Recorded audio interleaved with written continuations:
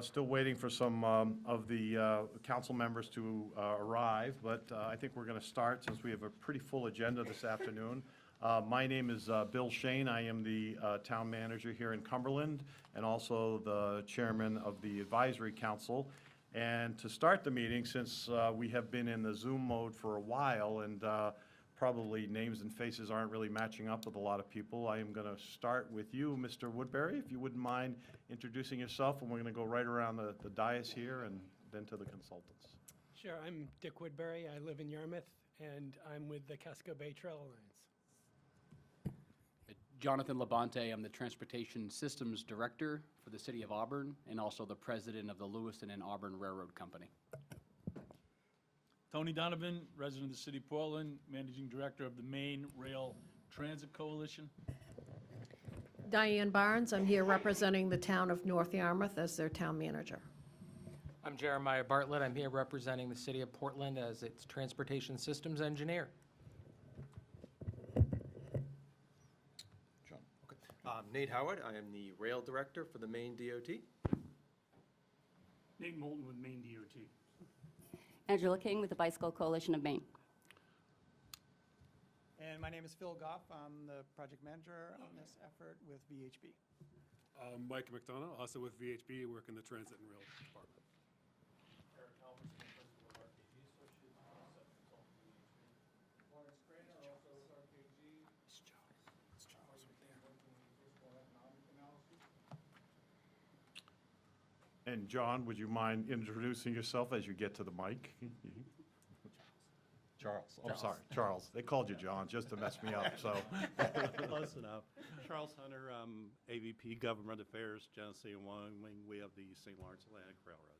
All right, so I just want to wait a second for our television cameras to catch up. So anyone on the committee or a consultant, there are seats that we can fill in around the table. We're still waiting for a few folks that did say they would be late. So That's Nate's here. Nate, thanks for being here.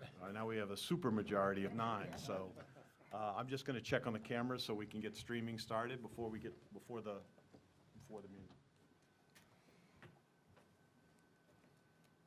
Oh, it started as soon as I got to this point. Okay. Okay, I'm back again, and we're going to get started tonight. Our first item on our agenda is the summary of the Lewiston Auburn passenger rail study. And Mike, are you going to kick that off for us? Just to tell you, you guys sitting at the tables, you will have to bring the mics closer to you, especially that portable one when you speak.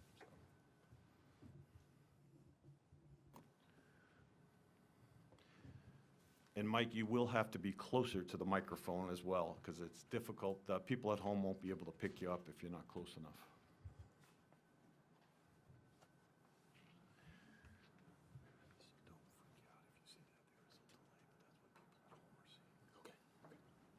Thank you. Fantastic to actually finally meet everybody here in person. Again, I am Mike McDonough. I am with VHB, with the Transit and Rail Group. Actually kind of pinch hitting today. Pinch hitting on behalf of Maggie Maddox, who has been our lead planner and project manager.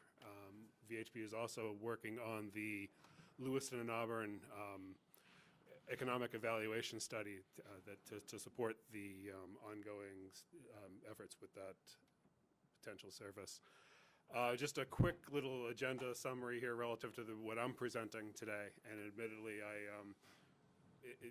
I will just kind of touch on a lot of the highlights and won't really necessarily drill into a lot of the details associated with this, but really just wanted to discuss some of the project purpose and outcomes that we have done based on the station market analysis and the statewide economic impact results that we have developed based on the initiatives that we've done here, and to document some of the next steps relative to Lewiston and Auburn study. And of course, this is tangentially related to the RUAC, but it's still a separate and succinct project. So the study area, essentially this project is a connection between the downtown Lewiston or Auburn areas down to Portland. two alternatives that are being evaluated as part of the economic study. They've been referred to as 1A and 1B. Generally 1A, admittedly old habits die hard here. It's indicated as Pan Am on the graphic here. Obviously, CSX is now the owner of the railroad, but basically follows their freight main alignment from Lewiston, Auburn. And it basically is on the west side of the alignment, as you see in red, and it goes down into the blue at Royal Junction and heads down into downtown Portland. 1B, which is more related to what we've been focused on as far as the RUAC is concerned, starts in the Lewiston-Auburn area, gets to Danville Junction, hops on the former St. Lawrence and Atlantic right-of-way as we go down to Yarmouth Junction, essentially kind of a hook a right-hand turn to head over to basically follow the Downeaster route at Yarmouth Junction, join back into the Pan Am freight main line at Royal Junction, then head to Portland Transportation Center. We picked some general locations, some general areas, I should say, for where the stations are generally going to be located, just based on just some of the historic nature of the project. Obviously, downtown Lewiston and Auburn, the station near the Auburn Park and Ride. A station in Pineland, which is roughly New Gloucester, and then for the alternative 1B alignment, another station down in the Yarmouth Junction area.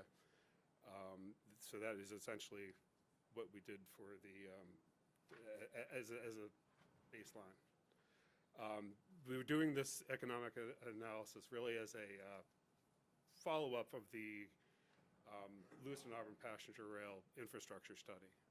Really, we did a lot of work to kind of describe some of the infrastructure improvements that we needed, but really we needed to put a little bit more of an evaluation together relative to, geez, well, is this really worth it? What sort of potential development would we see in and around some of these general station areas? What is some of the economic impacts? And that we also develop a project purpose and need, which could be a very vital piece of a statement to basically, it's going to support all of the project permitting and funding applications. So for the market analysis approach, we essentially developed a catchment area around these general areas of the stations. We used some basic baseline projections relative to growth and demand in these areas. And based on some of the project assumptions, we were able to basically derive opportunities and additional development relative to residential, commercial, retail, service, and office development. Just in a nutshell here, what you see on the slide in blue is more or less what we would more or less forecast relative to what might come out of implementing the service along this line. There's a lot of rental units, especially in Lewiston and in Green. Those are admittedly part of the baseline. Yarmouth Junction and the Pinelands, we did not have the data, so we didn't really put that into this graphic. But just worth noting that there generally was a lot of increase in the renter housing in the Lewiston area and in the residential opportunities really throughout the entire region. And it would seem that there's a possibility that some of the owner demand, if the owner had condominiums, would translate into a renter demand with the targeted cohort aged 65 and over. This graphic more or less translates the demand of the additional development. We applied a typical square footage per employee in the matrix and assumed a 25% growth for the new space.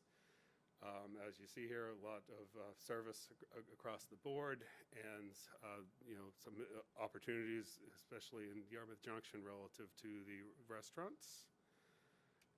And I apologize, I'm going to probably be, just in the interest of time, kind of flying through this a little bit. But really, the key takeaways here: residential development opportunity, really present at all of the potential station areas. Lewiston displayed the highest potential for rental units, and there's potential for owner-occupied units really at all the other station sites. Some of the spaces you could perhaps put a residential on top of commercial, make it a little bit more of a higher density, may be more cost-effective to build. Retail and non-retail opportunities are present in each of the areas, and the retail development opportunities are really strongest for restaurant and other specialty realtors. And the commuter rail ridership may actually translate to additional spending for larger space in the existing and planned retailers. A couple of these graphics I found these pretty interesting. Basically describe on a more or less of a location by location basis relative to what each station area kind of provides. This is kind of more or less the baseline with a stop in the downtown area, along with one at the parking ride. And the totals that you'll see on here are kind of somewhat cumulative. We kind of wanted to really kind of drill down into identifying really what each station kind of adds here. So staying on the Pan Am west line here, we see the additional stop in Pineland and what that potential stop may actually add to the table. Switching over to option 3, we no longer have the stop in Pineland. We go from the Park and Ride station down to Yarmouth Junction station and then on down to Portland. And then we did add the Pineland option on the SLNR line as well. So what does all this mean? The actual station sites, as I said, I don't know that I can say this enough. We did not actually get into, here's exactly where this station needs to go. It's going to be part of, the site selection is really part of the, further on in the planning and design process. So in the developments that are kind of associated with a lot of these stations are not really considered part of the project. With the benefit of the additional transit analysis that would, transit access, excuse me, this would be more, provide more of a potential for development to occur. And really it's the market demand and local requirements that are going to really shape the eventual development and what these really kind of look at for the station areas. Just a really brief overview of the statewide economic impact analysis. Basically, we did a dollar flow modeling. Folks at RK2 who are here today can probably give some better details with exactly how this all kind of worked. But they really just focused on the direct investments as well as some of the business-to-business spending that would occur and some of the household expenditures. Based on an estimated range, we also be able to kind of evaluate the impact to employment, to labor income, and just general dollar added to the main economy.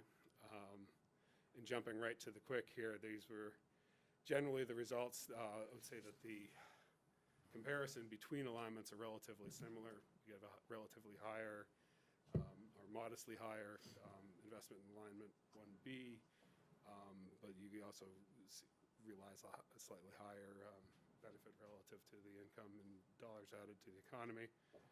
And pretty similar across the board is really the takeaway.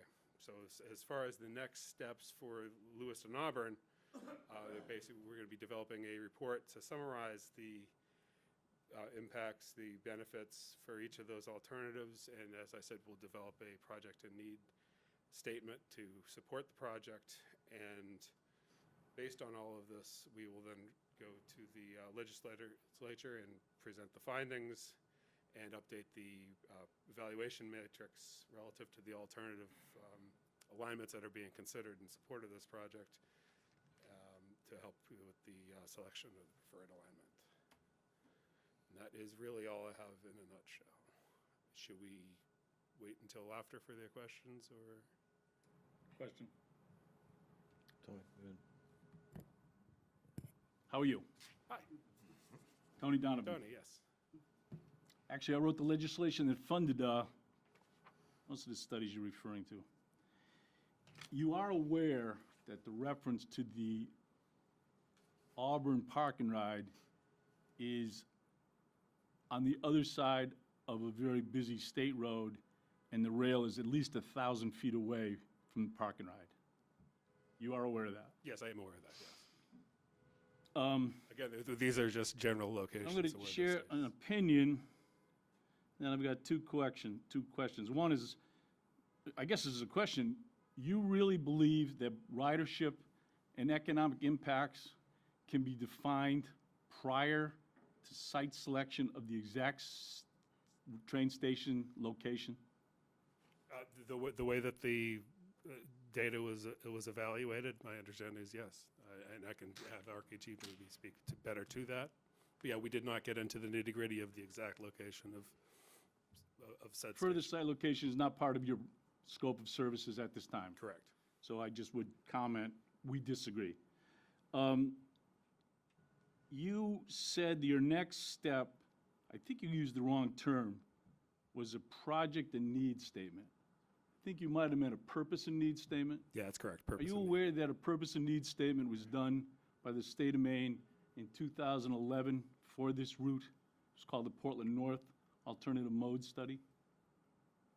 I don't know that we've been relying on that. Are you aware of the Portland I- North Alternative Mode Analysis Study? Personally, again, and I haven't really been directly involved in the project, no. Okay, I guess I'm set for now. Thank you. Okay, thank you, Tim. Anyone else before we go to the next? Dick, go ahead.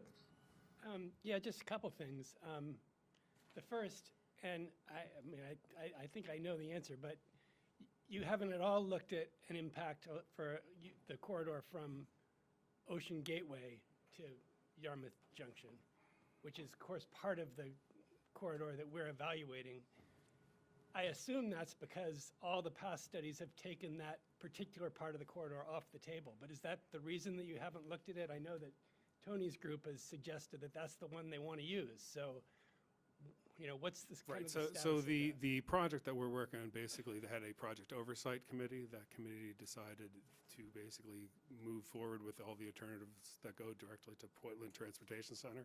So the portion from Yarmouth Junction down to what would be called Ocean Gateway was looked at in 2019, but not advanced any further relative to the Lewiston and Auburn initiative. Okay, great. And then I guess my other question is,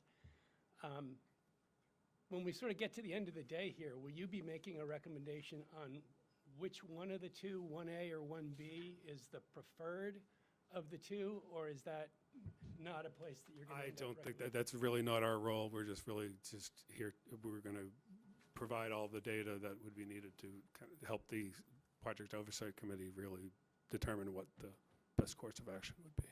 Okay, thank you. And since I was referred to, I'd like to clarify, Go because ahead. my name is brought up. No, Tony's group is not looking at running an Amtrak passenger to rail service, as you have been charged with doing, down into Portland Ocean Gate. So that's a mistaken comment by the Trails Advocate gentleman here. But we are very much aware that your study is looking at an expansion of the Down East passenger rail service to Lewiston, and you will probably be focusing on all or most of the main line between Royal Junction and Lewiston. Just a clarification.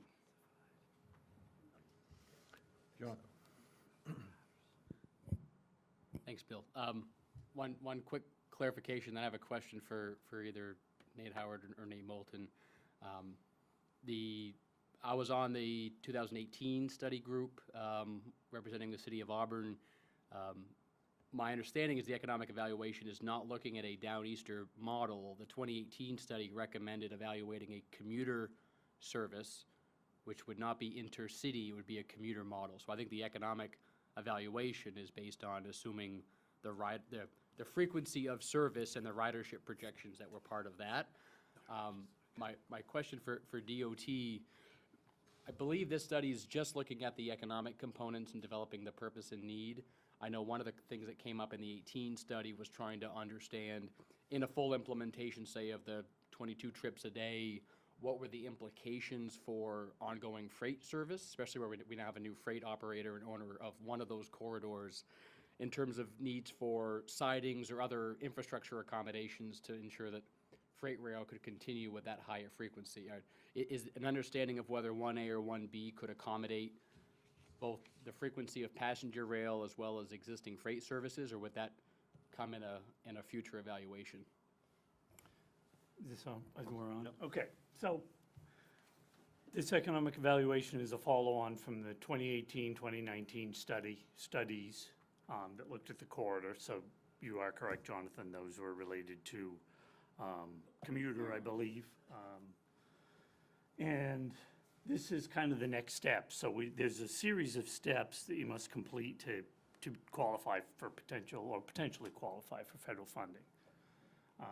Follow on to the feasibility studies and the work that was done in 2018, 2019. This is a follow-on to that in the next piece. And so next phases as far as integration with freight, and Tony mentioned exact station sites, things like that. That would be in UNEPA, and probably so would your final selection of a corridor. You'd have to go through what they call a LEDPR process, least environmentally damaging. Practical alternative, thank you. He used to work in environment, so I'm not an environmental guy. So those kind of things are finalized, again, as you get further into the process, exact locations, where should this go? And that's why when you look at general areas, whether it's around the Park and Ride or in downtown Lewiston or Pineland, you're drawing a circle around a certain area because that's what you're looking at. Because until you go through that process, you can't say, here's where it's gonna be, because that kind of immediately disqualifies you for federal funding in a lot of cases, when you select a site before you go through NEPA. So, again, likewise, these corridors would probably both be looked at for alternatives. The reason we have these two corridors kind of going back to, and this is VHB's, it goes back to their scope of work, they didn't select these. But that was what LD 1911 directed us to do, which was the legislation that came out of the legislature a couple of years ago that directed us to do this follow-on economic evaluation study. So it is based on that legislation. Jeremiah. And I apologize if I hadn't seen it anywhere, but what I didn't see here is any discussion on the net benefits to Portland with regards to any of these alignments or alternatives. Yeah, and I think, and Mike, tell me if I'm wrong, but both of these are based on using the current Portland Station location. So there would be some likely added benefits, but some of that is kind of already baked in because you've got a station already. Connection to Lewiston is already baked into the station that exists in Portland? No, Portland. He asked about Portland. What are the benefits? I'd like to finish my question. Tony, thank you. I'm sorry. I think, I'm not sure I concur with the idea that there is a net sum zero benefit to the city of Portland by having a direct heavy rail connection to Lewiston. Full disclosure, I am a resident of Auburn. I am the chair of the Lewiston Auburn Complete Streets Committee, and a common topic that comes up in conversations would be the benefits in either direction to residents or workers in that area. So and from my perspective, this is a positive in the sense that I would think there would be a net, plus to the city of Portland, but right now we're not sure what that is, and so I'm not sure what to take back to those folks I work with. So just stating that for the record. Yep. And I guess I wouldn't say that it's all baked in, but I'm saying some of that is already baked in because there's an existing station there. Again, you're adding more flow, but there is an existing station there. Okay, thank you. And that's something I'll certainly take back to the project team and just kind of get, because I admittedly, I think that's a worthwhile question. I'll try to get some additional information on that. Again, I'm just pinch hitting here, and I just don't have the facts for you. Thank you, Mike. Are we ready for the next presentation? Okay, I guess Eric and Larry, are you guys going to basically tag team on this one, or, okay. So we're going to hear a summary of the economic impact of the restoration of rail service and interim trail option. Bill, while he's getting ready, just a quick clarification to Nate Moulton. The 1819 study, one of the sort of precursor recommendations, or the do this and then, was the endorsement of the relocation of the PTC, because the travel time hit that drove some of the ridership numbers assumed the move to the St. John Street area and not the current PTC. So I don't know whether that, if we were to look at the economic impact of Portland, if that would be part of that follow-up or not. Yeah, it I know could that be, would and I come during the mean, NEPA and process, but. that work is underway too, as far as relocation goes. But again, that work, my opinion, would be better done once you decide that, once you know where you're going. I appreciate the clarification. Scott? Sorry, No. hate to No. belabor this anymore. And again, this is more of a clarifying question for my personal, it's a little bit outside of the scope of our sort of target area, but to the Nates, the conversation we just had about this potential commuter line, how does that intersect with the ongoing efforts sort of north into Bangor? Because I know that's popped up in a few of our meetings before. Is that consistent, or is it different lines? I just don't know. So, it's a good question. The Bangor work is a transit propensity study, so it looks at multiple modes and multiple routes. So it may or may not have an impact depending on the route. Very likely it does. But again, where that's ongoing, for me to sit here and say it would or wouldn't at this point, I don't know, because again, we're partway into that. And that's a very basic, the first phase of the 1819 was a propensity study, which is, you know, what percentage of your population might look at transit. And then you start to narrow it down by mode as well. So the propensity study won't even necessarily identify, you know, a mode, a clear winner, or if you will, by mode. It's more looking at how many people are traveling in that corridor, what are they doing it for, how often do they go, you know, do they take the current alternatives in that corridor? If there was more service, what would that look like? That type of thing. But So, it could, depending on what. more to direction come. it So goes. definitely could all tie together, but they're not being done in unison or anything like that at this point. Yeah, the question is just to make sure that the work that we're doing is consistent with ongoing efforts throughout the state, so we can be consistent, so we don't duplicate efforts, and we can try to create that economy of scale. So again, that's just where that was based in, and appreciate the feedback. Thank you for everyone showing up. Thank you all.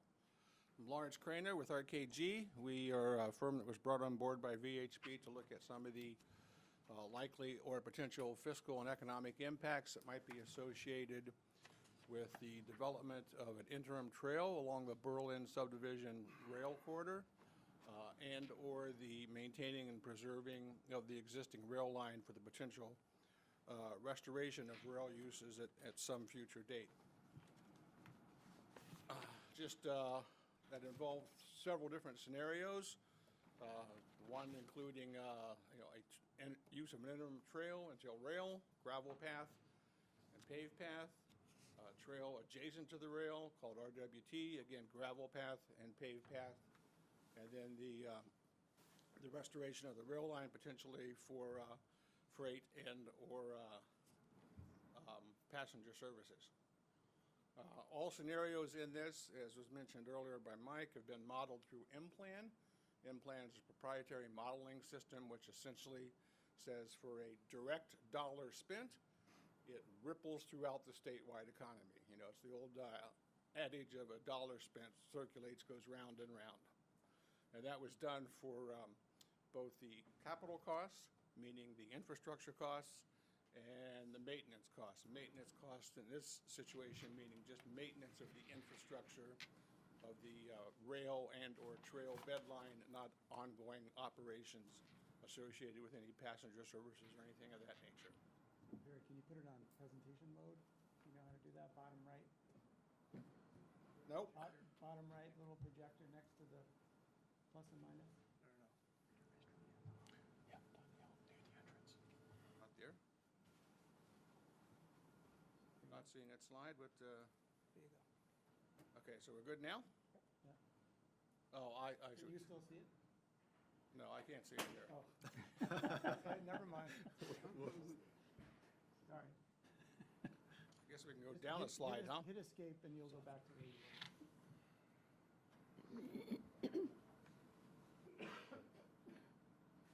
Right. So what we have for the corridor is this approximate 26, 27-point-mile stretch, which traverses a half a mile radius about each of the center line of the existing rail bed. It picks up parts of Auburn, New Gloucester, Pownell, North Yarmouth, Cumberland, Falmouth, and Portland.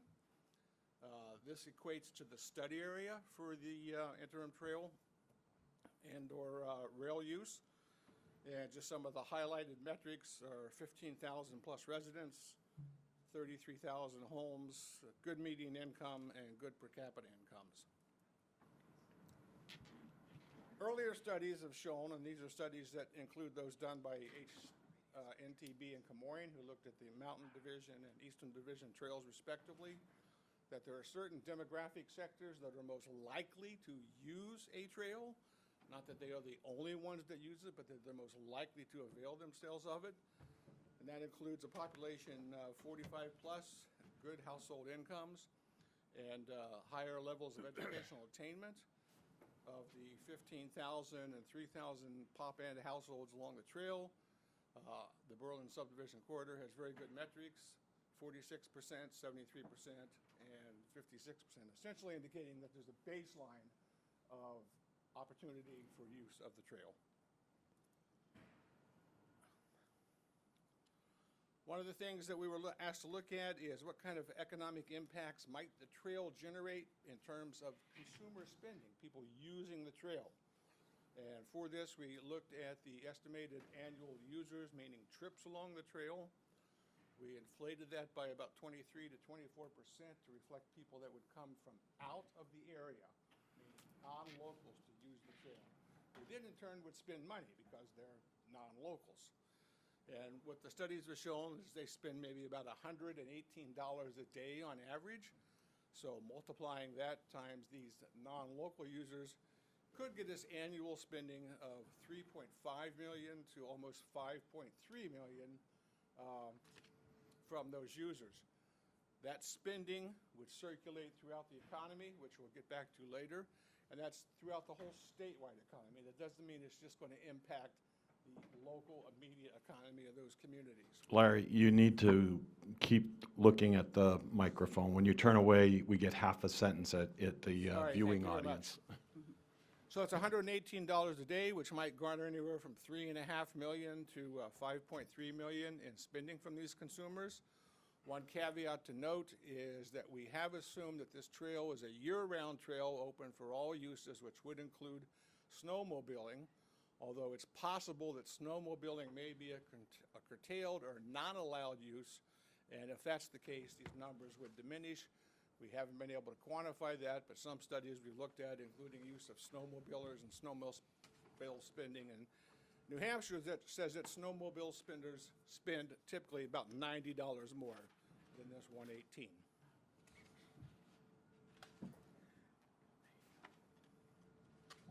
This gets back to the M plan that we were talking about a little bit before, showing how a dollar recirculates throughout the economy. So a direct dollar spent, say, for construction of a rail line, then creates jobs. Those jobs create jobs. That spending creates business-to-business spending.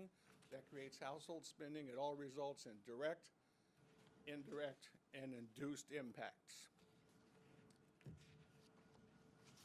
Going back to the example that we just had before regarding the potential for additional consumer spending activity of $3.5 to $5.3 million.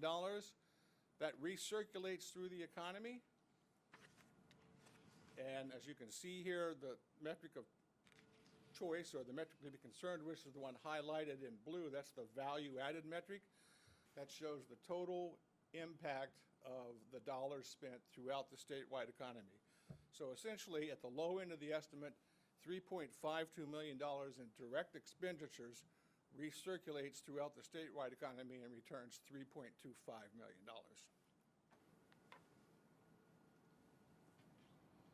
Another aspect of a trail is what it may offer to potential users in terms of health benefits and how that may translate into some sort of monetary value. Studies by the Centers of Disease Control have identified a sufficient number of people as either inactive or sufficiently inactive, meaning they do virtually none to minimal leisure time activity in the course of a given month, and they cost more money in terms of health care. If the trail were to stimulate some sort of creation or further the physical activity among these users, it could result in savings of about $220,000 to those users, which in turn would translate to the potential of household income being available for other things than health expenditures. We also were asked to look at what impacts a trail may have on property values. And in order to do this, we looked at the data of single-family households within that corridor that we have talked about before. Sorry for looking away. I have a habit of looking at the audience. That we talked about before, and found about 3,300 households with an average value of $347,500. Several studies that we looked at, it's mixed on whether or not being close to a trail has a big positive value, a minimal positive value, or no positive value on a housing unit. But what we found is generally 5 to 10% is a range of what may be expected from an increase in property value, and applying that to this equates from anywhere to $17,000 to $34,000, but that's across all the housing units of all the different neighborhoods. As you can see from the chart, it varies widely from one community to the next.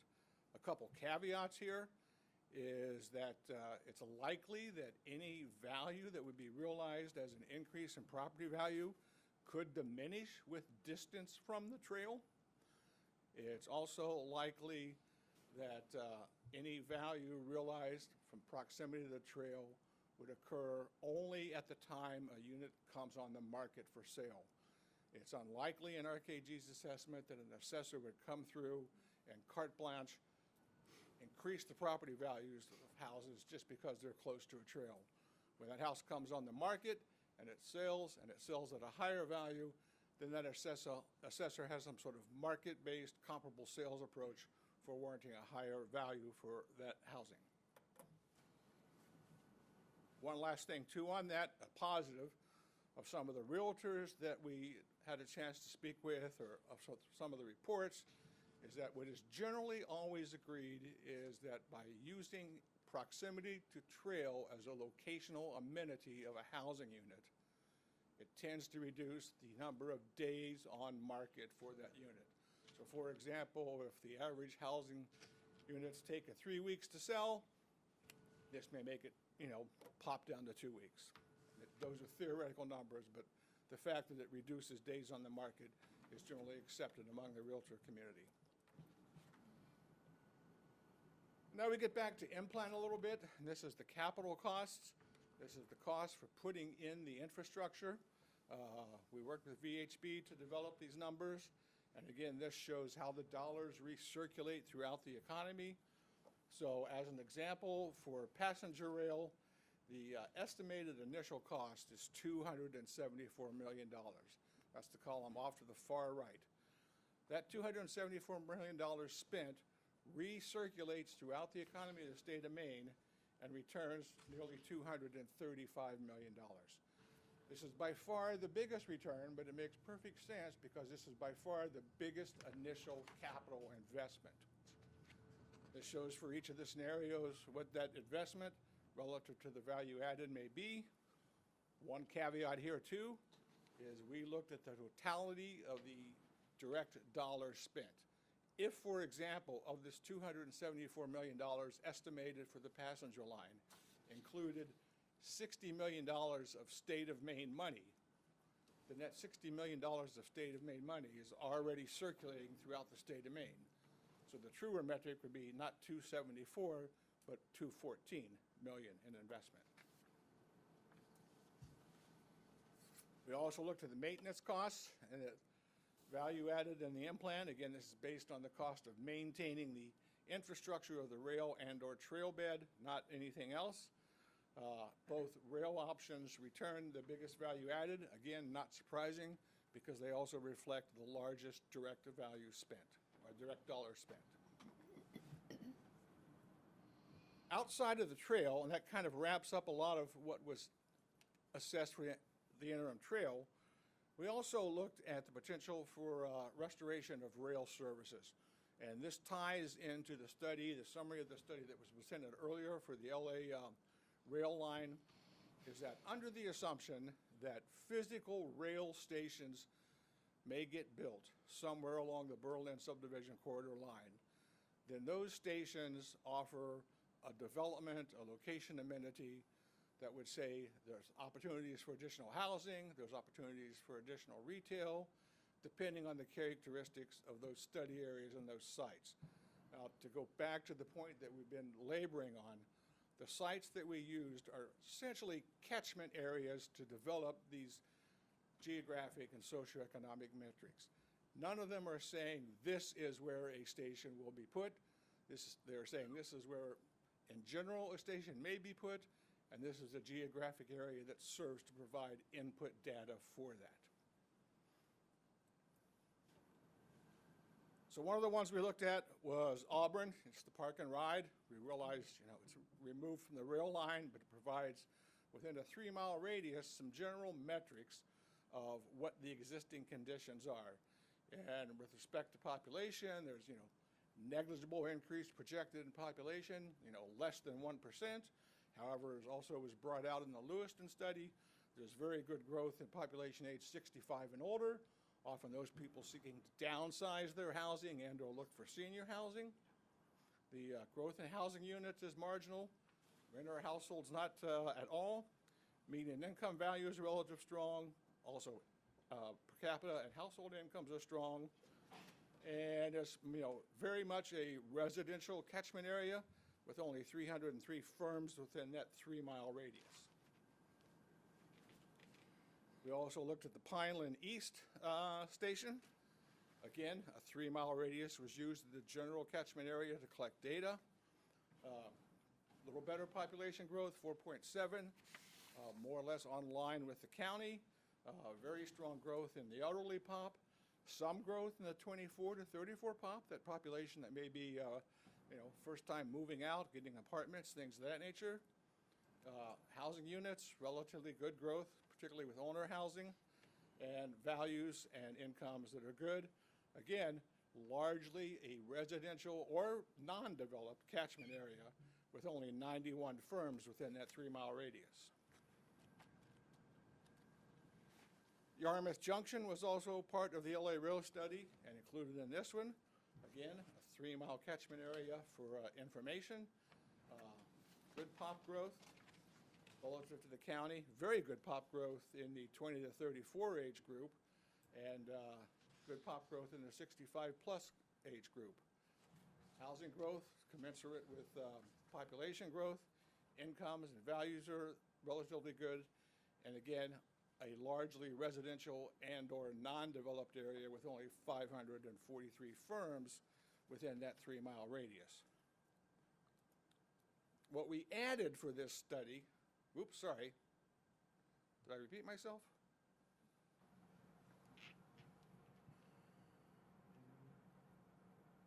There we go. Portland.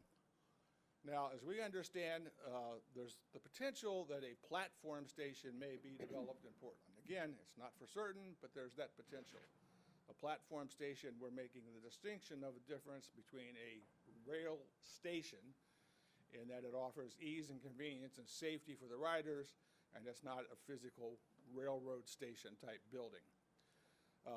What we see here for a 15-minute walk shed, as opposed to a 1, 2, or 3 mile radius, because this is more of an urban setting, is very high population, good growth in the 35 to 54 age bracket, which is typically those people that are in their peak spending years, good growth in the 65 plus bracket, and a predominantly renter occupied market as opposed to a housing market or owner market, good incomes, good values, and as expected with a more urban and dense setting, nearly 1,500 businesses within this 15-minute walk shed, as opposed to 91, 300, and less for the other 3 areas.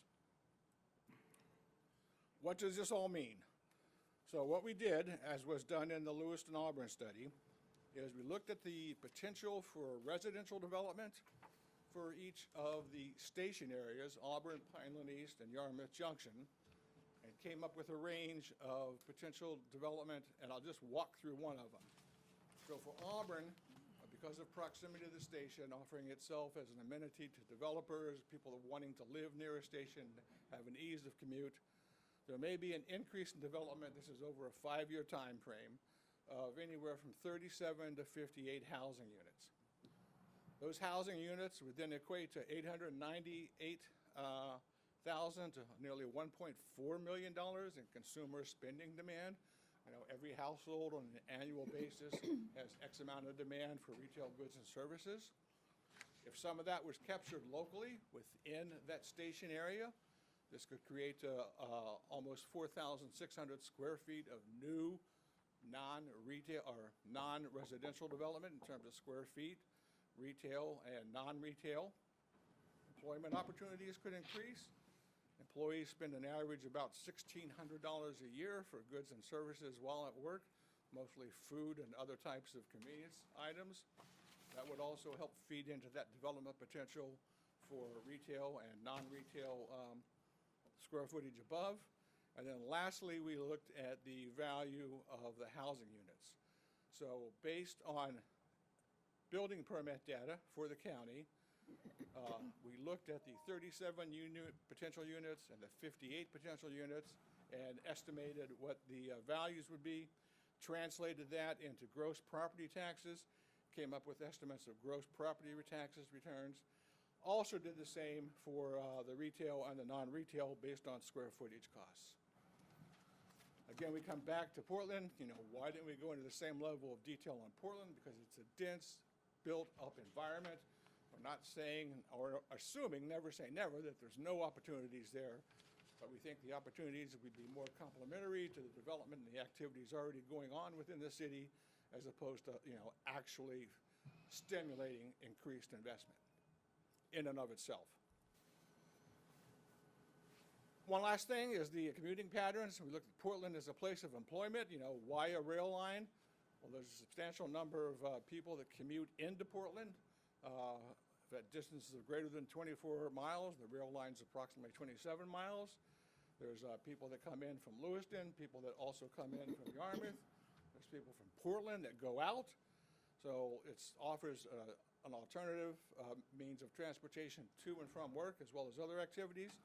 Also, why Portland? Why everywhere else? Portland's a hub of employment. Portland's also an area where housing is more expensive, on average, relative to Auburn, Pineland, and Yarmouth, but not so much in Yarmouth. Another thing that we looked at for the rail, akin to the spending of the potential trail users, was spenders of rail users, passengers on board. We got data from NEPRA that essentially says that in the course of a year, maybe 18% of those riding the train spend money.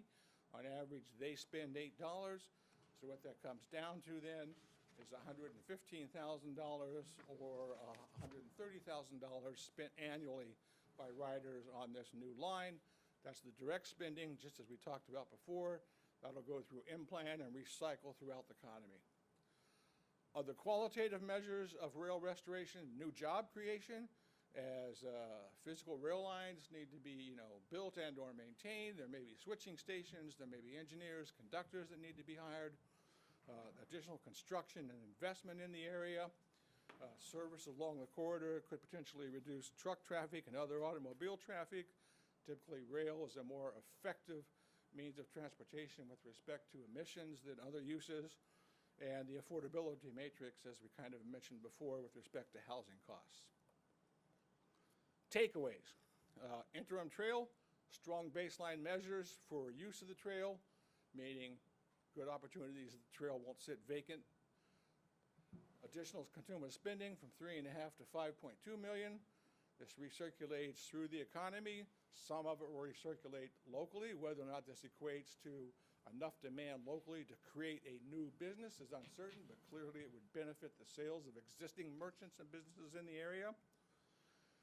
The nearby recreational trail could offer physical amenities and health amenities to the population, and potential for increased values of residential properties in neighboring adjacent areas.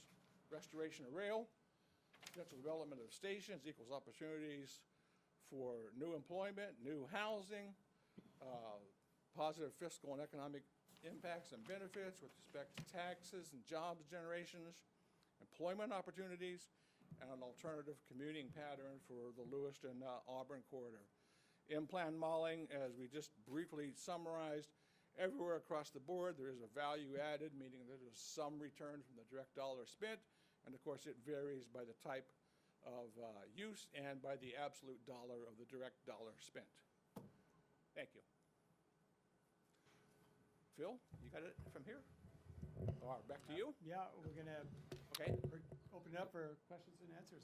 Open up for questions and answers now, but I'll leave it to Bill to Nick. moderate that. I'm going to take the seat for this unless you need me up Nope. there. Thanks. So there are two rail corridors between Portland and Auburn. And you've analyzed the economic impact on the one that's, the one that we're evaluating. But wouldn't one expect, broadly the same kind of impact if one had this expanded service on the other corridor rather than on this corridor? I guess, our group has kind of made the case that we can do both things here, that we can have trails on the corridor that we're evaluating here, the St. Lawrence and Atlantic corridor, and still have expanded passenger train service on the other corridor that covers the same basic geographic region. So I guess my question is, if you were to do an economic analysis like this of trains on the other corridor, wouldn't the results be more or less the same thing? And Well, let me paraphrase the question and then I'll answer it, make sure you understand it. So for the interim trail, keep the interim trail on the Berlin subdivision rail corridor as an option. Restore train services to the western corridor as an option. And the short answer is with respect to the restoration of train services, yes, more or less. I mean, the Lewiston-Auburn study looked at train station options coming down the western line and coming down the eastern line. Yep. And, there are variations, of course. I mean, you go out for a 3-mile radius, you're going to pick up some different nodes. And the way the model works is it goes out and it picks up geographic and population centroids and includes that area in the analysis. So there'll be slightly different areas, but by and large, they may be a lot similar. If in the Lewiston-Auburn analysis, if you looked at it, I'm not criticizing you, but I mean, there is a lot of overlap in that 3-mile radius for some of those areas. Right. Okay. Now, give me that one. Then I guess my other comment is about Thanks. Thank you. the finished portion of the Eastern Trail is about 22 miles long, and it was analyzed just a couple years ago, its economic impact, and it was $44 million a year is the economic impact of that trail. Right. So I know, it seemed like some of your numbers were a little smaller than that, and I know this stuff's really hard to do. But given that that's an existing trail in Maine, it's got some Yeah. similar qualities, it seems like a pretty good benchmark for understanding what the likely economic impact would be of this trail that's a very similar distance. Well, yes and no. I wouldn't argue that just because one's 22 miles and one's 26.8 miles or whatever, they're the same. Fair enough. Each one had a different study area. We were asked to look at specifically a half-mile radius within that study area of the Berlin subdivision rail corridor. If I recall correctly, the Eastern Trails study looked at zip codes which abut the trail corridor. A zip code is a much larger piece of geography than a half-mile radius. So you're going to get different baseline metrics with respect to base population, base housing data, et Sorry, cetera. so why did you pick the half mile? He was told to, Oh, okay, right? Yes. all right. All right. Nate? Well, that was actually going to be my question before the topic came up. I was just curious how you were told to measure the half mile. Is there any knowledge about how that half-mile catchment area was decided? Or what the law? Some other studies have looked at a half mile. A half mile also is often considered to be a comfortable walking distance if you're going to just walk to the trail and use it, as opposed to, making an effort to otherwise get to the trail. That's why for the two walking catchment areas, we looked at a 15-minute walk radius. Most people say, I'll put up with a 15-minute walk, and after that, I'm getting in the car. Got it. Thank you. Tony? Microphone. Okay. I see your appendix is all your sources. 11 reports that I'm pretty intimate with, and I know that every single one was paid for or done for trails. I'm just going to leave that. That's not a question. Well, My it review- is wait, a wait, statement, wait, however. you can Okay, that's respond. fine, that's fine. My review of your 53-page report indicates a lot of lack of citations. And in fact, some citations are, you source yourself, if you consider yourself VHB. But I'm just going to let that go for a moment. I'm not going to get into the fact that a $44 million economic impact of the Eastern Trail probably is an inflated number done by and for the groups that paid to have it done. But let's talk about a couple things. First, I'd like to note that there's not enough time in this meeting to discuss this report. I'm going to ask for further discussion, perhaps in a workshop. I have 53 pages I read twice, and each page has 2 or 3 questions on it. Do your own multiplication. Tony, before you go, can you give those to Nate, so When I the finish, DOT? I've already been working on it way more than I should be. And 2 or 3 other people, including some engineers from around the country. Interim, just a definition, interim, as I understand it in our work, means taking up the railroad. And if you didn't know that, check our background, because that's what this report says. Interim is removal of the railroad infrastructure. Just want to point that out, unless you want to disagree. I'm going to say it again and again and again. If you do not identify the train station sites, you cannot do ridership projections or economic analysis. By the way, I'm a certified economic developer at the National Institute of Economic Development. I have a master's degree in public policy and an advanced degree in urban planning. I've been doing this for 30 or 40 years. Just share that with you. I'm not making this stuff up. You catch that snowmobile number, $118 a day from people using the trail, of which 90 is snowmobiles. Hold that thought, Yarmouth Center. You say an assessor would use the proximity to trail to value a house. Hey, by the way, I'm also a realtor since 1982. I see a lot of references in here that probably should be done by a licensed appraiser, and Redfin is not a good source for determining property values. I mean, I could hit you on every page. Let me just read this one thing to you, if I could, please. The IM-plan. Again, I've been around a long time. I've seen a lot of models used by a lot of consultants with a lot of governments with good money. When I Googled a research on IM-plan, I could not find any reference to IM-plan except by IM-plan. They are dominating the search engines. And most of them are about, of course, selling the service. I wasn't going to get into how much it cost. However, I did find a good study, which is very well cited in my notes, which I'll show you later. I cite the note with a footnote. I talk the page number and the author and the date. I could tell you, but here's one thing that was kind of, they talked about 25 ways in which implant is abused. Beware, it is frequently used to confirm an advocacy position of those who commission the studies rather than a search for the truth. Social implications. It has a profound potential for creating falsified outcomes to support sponsor advocacy. We used to call that garbage in, garbage out. The data that I see in this study is flawed, is incomplete assumptions, especially with ridership, site location of the train stations. I could go on and on, but let's talk a minute about the answer you just gave to the Trails Advocate about the use of the mainline freight railroad. as Tony, opposed- we need a question. I'm- We need a question, as not a oppo- speech. Okay, here's my question. Well, wait a minute. Oh, I'm just asking you politely Wait a to minute. go get to a question. He's getting ready to answer me. He knows these are all questions. I forgot what I was saying, Bill. How did I start that? Where was I? I have no Is it idea. our job to sit here and critique somebody else's report? Is Oh, that what we're here Absolutely. No, it's for? not. Absolutely. This is a huge impact, a $200,000 study, and this thing is significantly flawed.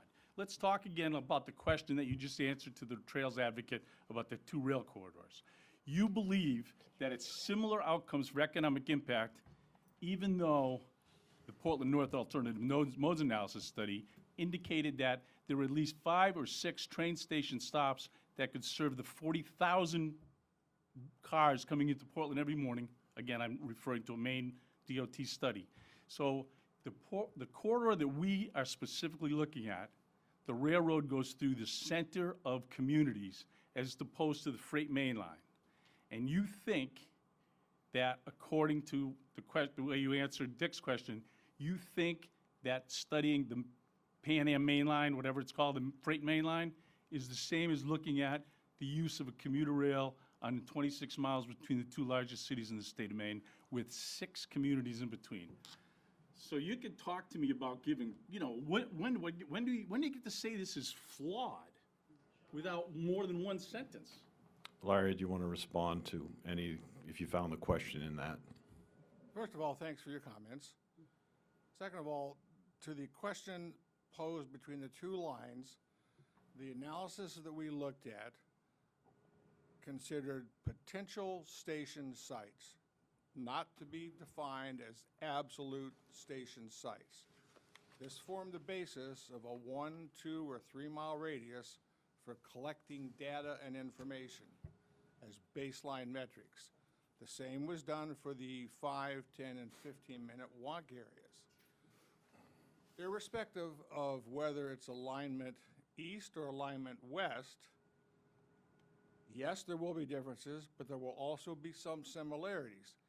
For example, between the Pineland East and the Pineland West stations, there was a lot of overlap once you get out to 2 miles. So the numbers won't be the same, they will generally be similar. But they're not the honest-to-God true answer numbers, if you're looking for the honest-to-God true answer numbers, until we have a definitive latitude and longitude to use as the base for this is where the station is. Jonathan? I'm good. Thank you for your presentation.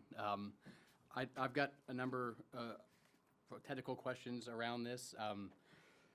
I don't recall seeing the scope for RKG's work, so I think I saw a VHB scope, so if it was within that I missed, things like the half-mile separation, because I'd like to be able to parse my questions and I can put them in writing that are within the scope, so we're not getting at questions that go beyond the scope, just to be fair to RKG and the budget for the project. Some of the substantive questions I have, while they might be of interest to me, at the end of the day, we have a collective body here that needs to get to some consensus on a recommendation, and I would prefer to raise some of those substantive questions based on where folks are and what values we're going to place on segments or the entirety of the corridor. So rather than make it a personal or professional mission through the eyes of the city of Auburn, it's probably best, I would like to start to hear from folks, depending on where we're going to go next, about what folks have seen, heard and are thinking about the corridor. And then if there's elements that would benefit from some refined economic impact understanding, that's where I'd rather dive in. So rather than spend further time with me asking questions, I can just submit them in writing if they're within scope. And it'd be interesting now that we're all in person to have a chance to start to have some kind of conversation about where we are and what we're thinking. And that is shared by just about everybody around the table. So thank you, Jonathan, for stating it publicly. It is a very interesting process for all of us so far. So thank you. Let me just give one more caveat, if you will, to the whole station metrics and whether or not the same. What this all presents, our analysis, is the modeling and the reasonableness of development opportunities. Any development that's actually going to occur, if it occurs, is going to depend on several things. One being whether or not there's land or parcels of land available to assemble to accommodate such development, whether or not there's local zoning and other ordinances that will stimulate or not discourage such development, and whether or not a private sector developer's got any interest in doing it at all. Thank you, Larry. Jeremiah. A couple of things. One, again, representing Portland in this conversation,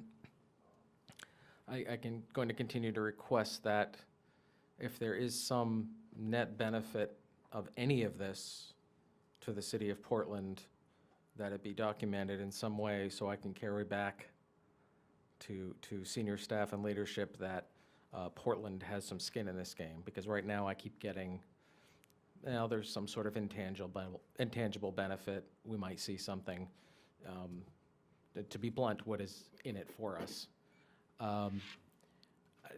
Is there any discussion at some point of doing something along the lines of potential ROI with any of these outcomes? Obviously, we have these conversations about costs and impacts to the economy and benefits, that sort of thing. But the question is,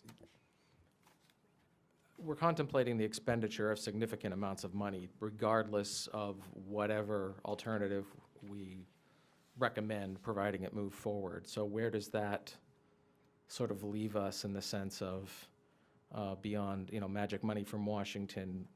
You end up owning an asset in some way, shape, or form. You have to maintain said asset in some way, shape, or form. Is that done through property taxes? Is that done through some other means? Because, to be honest, ultimately, I think the question needs to be, and I think it's been sort of touched on already, is there could be zoning to support this. There could be development to support this. I think in a lot of these places right now, there's not. Some of these areas are a very low population, generally very large parcels, single-family homes, just not a lot of density. And I don't care if it's rail, I don't care if it's trail, I don't care if it's both. These are uses that benefit strongly from some type of density. We talk about that half-mile rule. So at the end of the day, I think the question becomes if we're trying to meet some sort of reasonable criteria on ROI, what might those recommendations be? And again, if that's outside the scope, that's outside the scope. But I think from my perspective, especially again, knowing that the benefits to Portland are fuzzy right now, how is this transformative in some way to create these desires, these demands for these facilities? Because I remain a little concerned that, outside of the densities at either end of the corridor, I'm not sure how we're going to get there right now with everything else in the middle. Thanks. Anyone else? So, just as a transitional question comment here, I wonder if we can just be real practical about where we are in this process and what our job is and what our job is not, so we can be crystal clear about when and what we're supposed to be doing. Because I would like to do something. I don't know about anybody else. So the first thing, and I wonder, can I play it out as I understand it? And please interrupt me when I'm wrong here. We are the Jedi Council up here. No, our job is to make a recommendation, right? To the commissioner. A recommendation to the commissioner. This carries no legal weight. It carries no mandate. This is a recommendation done through a public process that has ideally political goodwill behind it because we have brought multiple constituencies together. But there is no legislative or legal sort of mandate within our recommendation to the commissioner, correct? That it be followed or anything else. It's a recommendation that he's taking to the next step. And he could take that and put it in his trash bin filing cabinet, or he could put it and have a press conference and run with it. We don't know which one he's going to do, but that's his jurisdiction, correct? Correct. Okay, currently him. So our recommendation then goes to them. That's a public document, correct? So it is Correct. published, and the public can see what we're recommending as much as the commissioner can, right? And then the commissioner has it, and does the commissioner have to do anything with that? Or is that just simply a tool in the commissioner's belt to then consider making a decision? I think it's a serious tool in his belt with the public process that this and the other line also had through the process they went through. So I think it would be naive to think it wouldn't be used. And so if the commissioner says, great, we're gonna run with this thing to the letter of the T, whatever the recommendation ends up looking like, it's the commissioner's job and responsibility to figure out how to pay for it, correct? That is correct. And part of that responsibility will be a new process. I doubt any of this amount of money is something they're just going to stroke a check, so to speak, from the department budget. It will involve some other process to garner the funding necessary to implement the recommendation, or whatever his plan ends up being.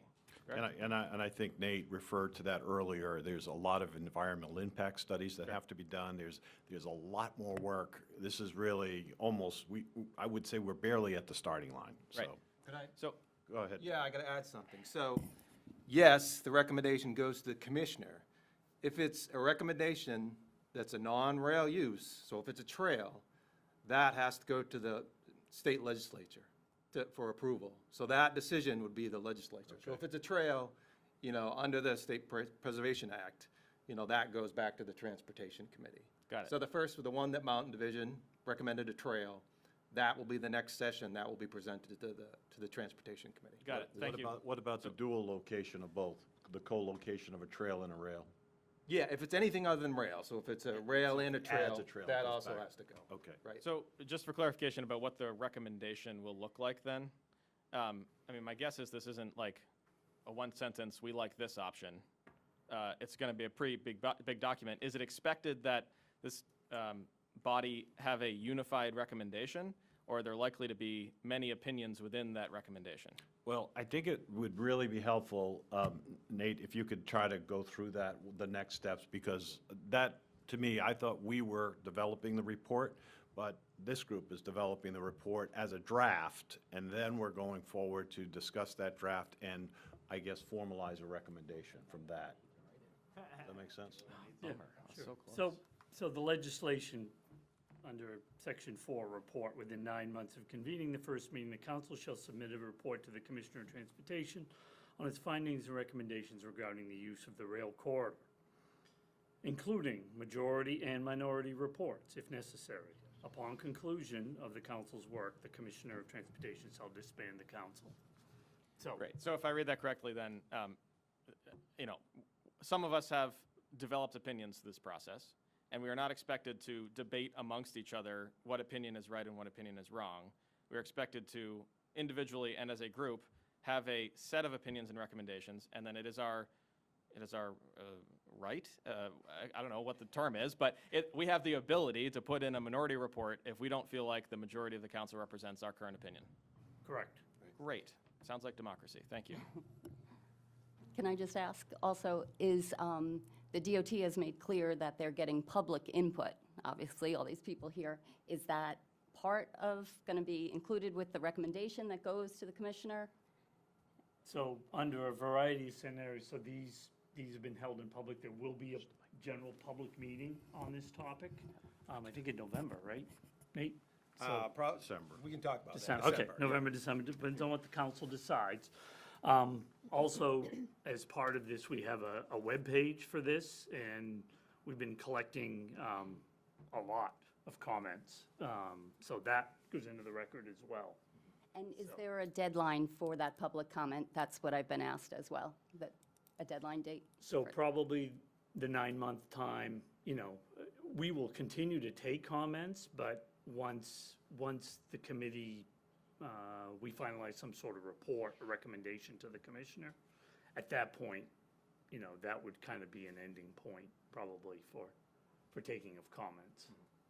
So that will be December, I think we're shooting for late December, early January. late yeah. December. Okay, thank you. Nate, could you read the last line of the statute again, after we give the report to the commissioner? Well, it just says he will disband the council. Before that. Let's see. Looking to get out or what? I'm out of here. The sentence is almost It's all over. one sentence. The council shall submit a report to the Commissioner of Transportation on its findings, recommendations regarding the use of the rail corridor, including majority and minority reports if necessary. Upon conclusion of the council's work, the commissioner may disband the council. May disband? May. Oh, say shall. I'm sorry, shall. Scott? Thanks. Here to all of Nate's comments. He's Cumberland's best and brightest here. Quick question, just for the benefit of the folks who are here and who may be listening. When is that 9-month sunset? So we kicked off April 25th, so we should have to January 25th, right? If my math is right? So we've got 3 months, and fortunately, it's over the holidays to develop that recommendation to the commissioner. And let me just go back to kind of the recommendation and the report. These are two different things. So VHB is still working on the report. You've seen the economic analysis. There's going to be figures in there. It's just going to be cost figures, how much to build a trail, how much for rail, how much with rail with trail. You know, so it's not going to be a document that says do this or do that. So that'll be coming at the end of next month, right? So the draft report, you'll have all this information summarized and more cost information. From there, you know, there'll be what the Mountain Division did. There was the council voted, they prepared it. It was can't remember, it was maybe a 5-page recommendation, right? And that, you know, and that will come from the chair to the commissioner, and it will document the process, the public input, and the recommendation, right? In the Mountain Division, it was a 9-to-1 vote, so there was, you know, 9 members. I think I have maybe 11-to-1. The majority supported a trail, and then there was 1 dissenting opinion that was a rail option. So both of those went in that summary report to the commissioner. And then then that will eventually go to the state legislature. So just to connect the final dot here, Bill, you indicated, so the drafting of the report, I know you've got a lot of free time. You're not actually writing it. No, absolutely not. So where and when do we start to see a draft that we can start to think about whether we concur or dissent? Well, that's a really good point, because we have to connect that somehow to the public meeting. The public has to have input on the draft report. Right. And I think our deliberation, this is the way I understand it, comes after the public meeting. So we get a chance to listen to the feedback of the public. We're going to try to have it at one of the performing arts centers between Falmouth here, Cumberland, or Yarmouth, or in Yarmouth. We're working on that and trying to find a location that is available like in mid-December, and because this room's packed for this meeting, and you can imagine what it'll be for the actual public meeting. So I guess then just a practical question of what insights are going into the drafting of that draft report? So, you know, based on the one we did previously, and keep in mind, this is a new process. You know, this isn't something the department's been doing for 30 years, and we know exactly how these things roll out. But it was just basically, you know, for Nate primarily wrote it, you know, staffing this. The group met 8 times, discussed around this. We had the following presentations, which are included in, you know, these following facts were presented. This discussion happened. Here were the members of the committee that summarized at the end. We held a public meeting. We took input. We had 3,085 comments on the website, 800 for this, 2,800 for this. Based on that, you know, the committee took a vote. It was 8 to 7 for this, whatever. That's it, is a summary, and then, but based on that vote, the majority recommendation was for this. But we don't intend to provide a bunch of insight into that. It just kind of document the process. That's what the legislation directs us to do. Hold a process over 9 months, having 50, you know, up to 15 people represent. Here are the representatives. Here's what we did. Do economic evaluation, do engineering. We did that. Here that is. So when we show up to kind of public document comment. that process so legislators can then look at that. Sure, got it. So, thank you. So the draft document that shows up at the public hearings, before we have a final vote on the opinion in there is determined how? So, hold on. So, two different things. So the study report, right, the VHB is going to be doing, there's not an opinion. There's not a recommendation in there. Right. It's just like a fire hose of data. Here's how much it costs. Here's the economic analysis. We'll have a public meeting. We'll ask the public, to help make that decision. So give us your comments regarding this draft report, regarding the uses. And from there, the council will generate that recommendation. Got it. So the recommendation, I wrote it, but I just summarized, what the council came up with. Then it'll go back to the council to make sure we got it right. So just to play that back, just to make sure I understand clearly, is that when we get to the public meeting, we're not presenting any opinions or draft council opinions. No. We're simply drafting a summarized version of the data and facts as we have generated or been presented to. And the public may give some opinions. We are there to listen, and we will weigh that coupled with data that we've heard and gathered elsewhere in a final deliberation. In probably a couple of meetings, I hope, or 3 meetings, because we've had no deliberation to this point. So, Thank you. Tony, Appreciate it. Just, a few different things to say, but pull the final microphone close. report is being written by VHB that will go into that public hearing. Did I hear that said? I also heard you say you were gonna write it, Nate. Well, go ahead. So, I know, 2 things. The report, they're staff with us, so they're writing the report. Again, that's the data. Then the summary recommendation, which that's a council document. I wrote the last one, but, anybody here can write it. If you want, it's fine. I just summarized everything. So that'll come, at least from the way we did it for DOT. You agree, edit it, and it came from the chair. That's how the process goes before. After the public their report goes to the public hearing, then it comes back to us for a final draft. Yep, the recommendation is the very last things. After all the public process, after the draft is out there, that's when the councils will start formulating the recommendation. So that's why it's important you submit your questions that you said you had multiple pages of, so that we could share and see what those are. And I appreciate you for doing Will that. not be a one-line email saying. No, I know that, I know that. But, just, Can you speak to the microphone? I'm sorry, Tony. You got it. we jumped off of this report. I don't know if we're gonna vote to accept that or if have a follow-up. But I would, just before this meeting ends today, like to address the VHB or MDOT response to the letter submitted by Trails Advocates regarding specifically number 6 about light rail and appropriate technology. And if we could spend a minute or 2 on that, I'd be happy to just talk about it, but we also have something to submit. So again, I have it in front of me, but I might have been the one that numbered it. I forget who wrote it. It was a Trails Advocate wrote. Dick. I wrote it. Dick sent a series of questions in. I'm not sure if he had them numbered. I might have numbered them myself. But number 6, and we responded, Main Rail Transit Coalition, and then MDOT responded, and MDOT's response, or VHB perhaps wrote it, has got some errors in it when it comes to certain aspects of answering the question. I mean, I'll get into it if you want, but it's just, we've got a problem with VHB's conclusion in the 2019 study that light rail is not appropriate for this corridor. They also, by the way, said electric rail is not appropriate either. But regardless, I don't know if we want to spend any time on that, but just to be very clear, light rail is appropriate. CSX needs to allow the crossing and has not been abandoned. So it says here they will not, and of course they will. They have to, period. The idea of FRA waivers is misdescribed in this response that I'm looking at and should be clarified. So my point is that if this is going to be part of the record, it's better be right, because it's not right now.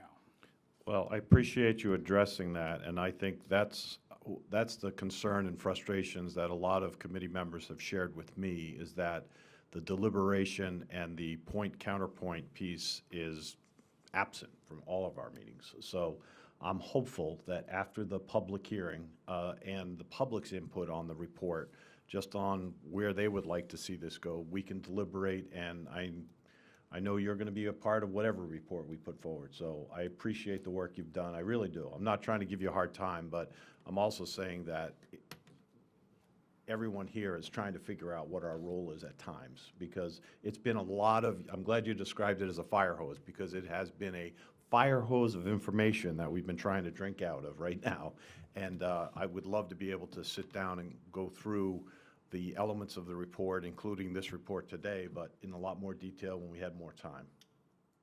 And I I'm might not sincere. be quoting you exactly, but I would like to remind you, Chair. Go for that it. At one point, you made a statement of, we might not ever be able to come up with any conclusion or recommendation.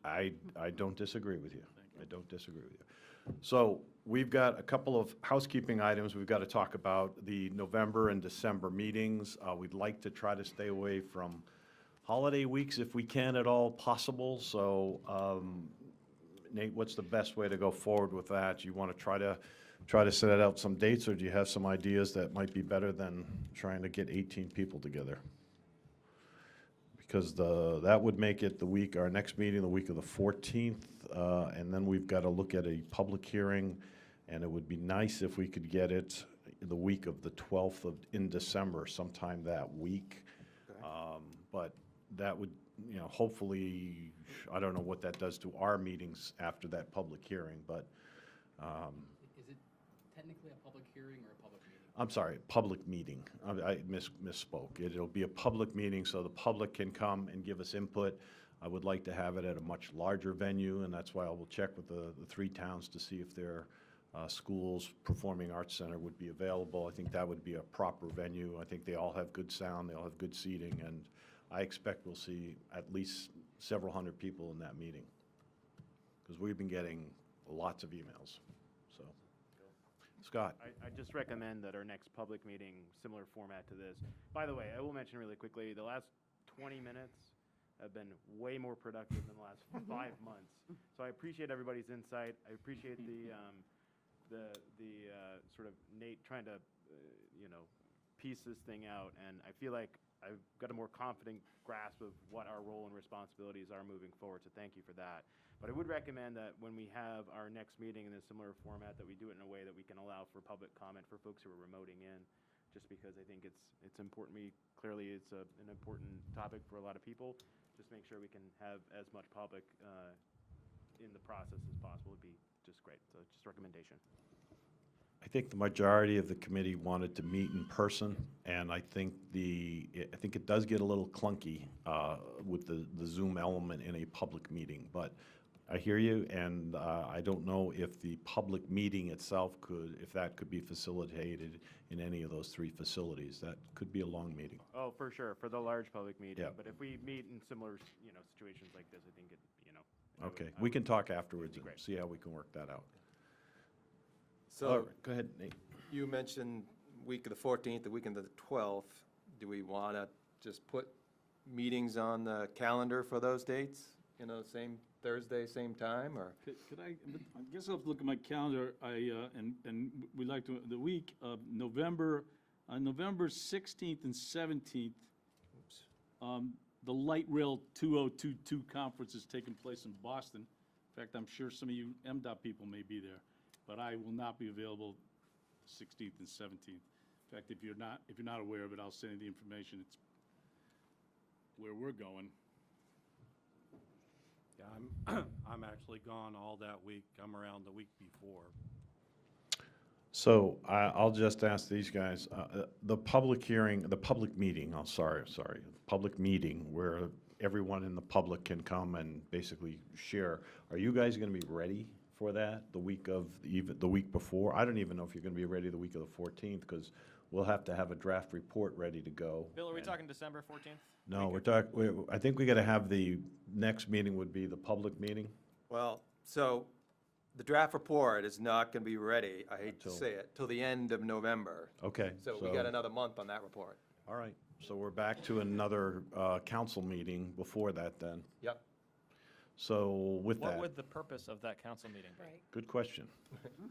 honest question. I'm No, not- it is an honest question. I think it would be difficult if we didn't have the draft report in front of us to, and the draft report is gonna be going to the public for their input before. Jonathan? If the draft report's getting refinements, I'll kind of package questions I have, because if this is our last chance to make sure we're comfortable with the facts in that, I want to get that out. I think we've all heard enough substantively about the technical aspects from the consultants. I think it'd be worthwhile to spend a meeting in November for those who have a seat on the council, to have folks share, what's your initial position? Not that we would make a decision, but it'd be helpful to start to see where people are. Because I'd like to hear, where's Nate? Where's Yarmouth? Where's Cumberland? Because you may have insights based on your community's planning or your approach or your history that will help inform what I might bring back to senior leadership in Auburn. And I'd rather start some of that thinking now so we don't lose time. If we don't do that until December or in one meeting in January, we're going to have no chance for iterations of that. That's fair. So- That's fair. Yeah. Nate, are you okay with that? It sounds like it's more of a workshop than any real formal action, but it'd be nice to get council members' information and where they're standing and, what other things we would like to see. My big question is, for me, with the economic impact analysis, was anybody thought about the Freeport station in Freeport? Scott, have you talked to anybody in Freeport about that? Because that's been around for a few years, and then that would be a good measuring stick in comparison to the size of our communities. Yeah, I mean, not substantive conversations, but GP Cog just hosted a really wonderful public session on Wednesday about Freeport's downtown revitalization plan, and the Downeaster is a big component of that.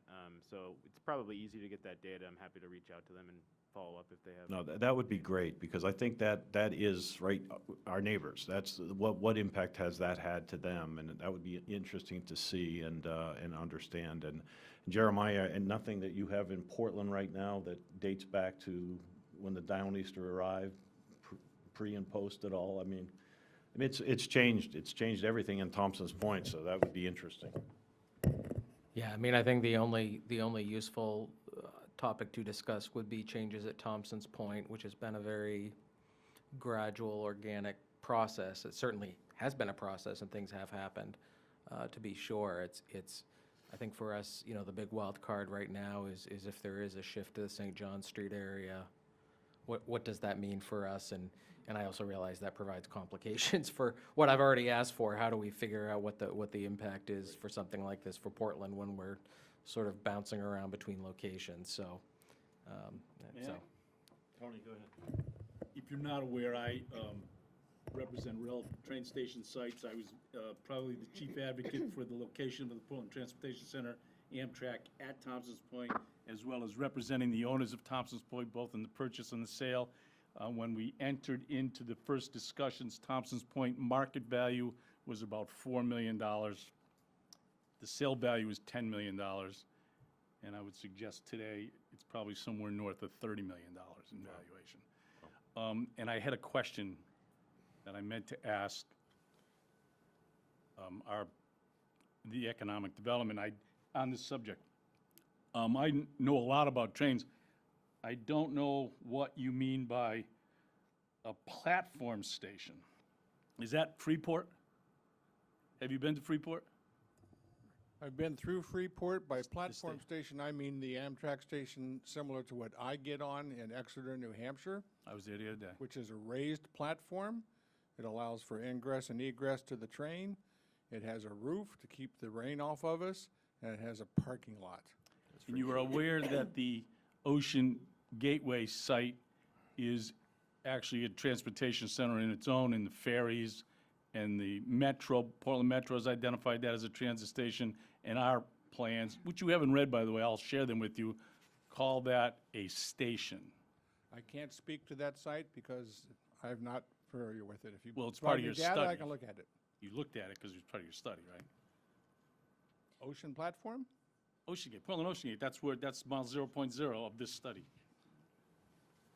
You've been there, right? We're not talking the same geography. I'm not keeping up with you. My apologies. Sorry to be so specific about the site for the station. I remember what you said. we don't do that. Hey, Bill, just in the interest of time, are we trying to schedule a meeting right now? Yes. Yes, please. Yes. So. So let's back go- up to November, we're not basically looking for any real documentation. It really sounds like, so would the week of November 7th work for you guys? Say that Thursday, which is the 10th? I'm looking. It does not work for me. Okay, all Open. right. All right, so what I'm going to suggest in the interest of time is that Nate send us out a Google poll and we figure it out. Right. 'cause Some people are that's- we're probably gonna gonna be here miss the rest it, of the but night. we'll So, do it. Okay, thank you. Yep. And we will also work on logistics for the December meeting, for the public meeting. I will work with the towns around us to figure out which is the best location. You think we'll be ready so we can do something perhaps the week of December 12th? Like to stay away from, and so that would be hopefully the 12th, 13th, 14th, or 15th. Those are the dates we'd like to try to focus around if we can. And preferably not the 12th, Of December? December, for the public meeting. And that is really going to be a listening session for us more than anything else. So. Yep.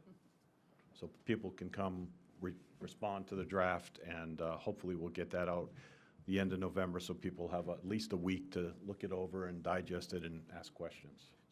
So the draft will be done within a month from today, assuming today's the end of October.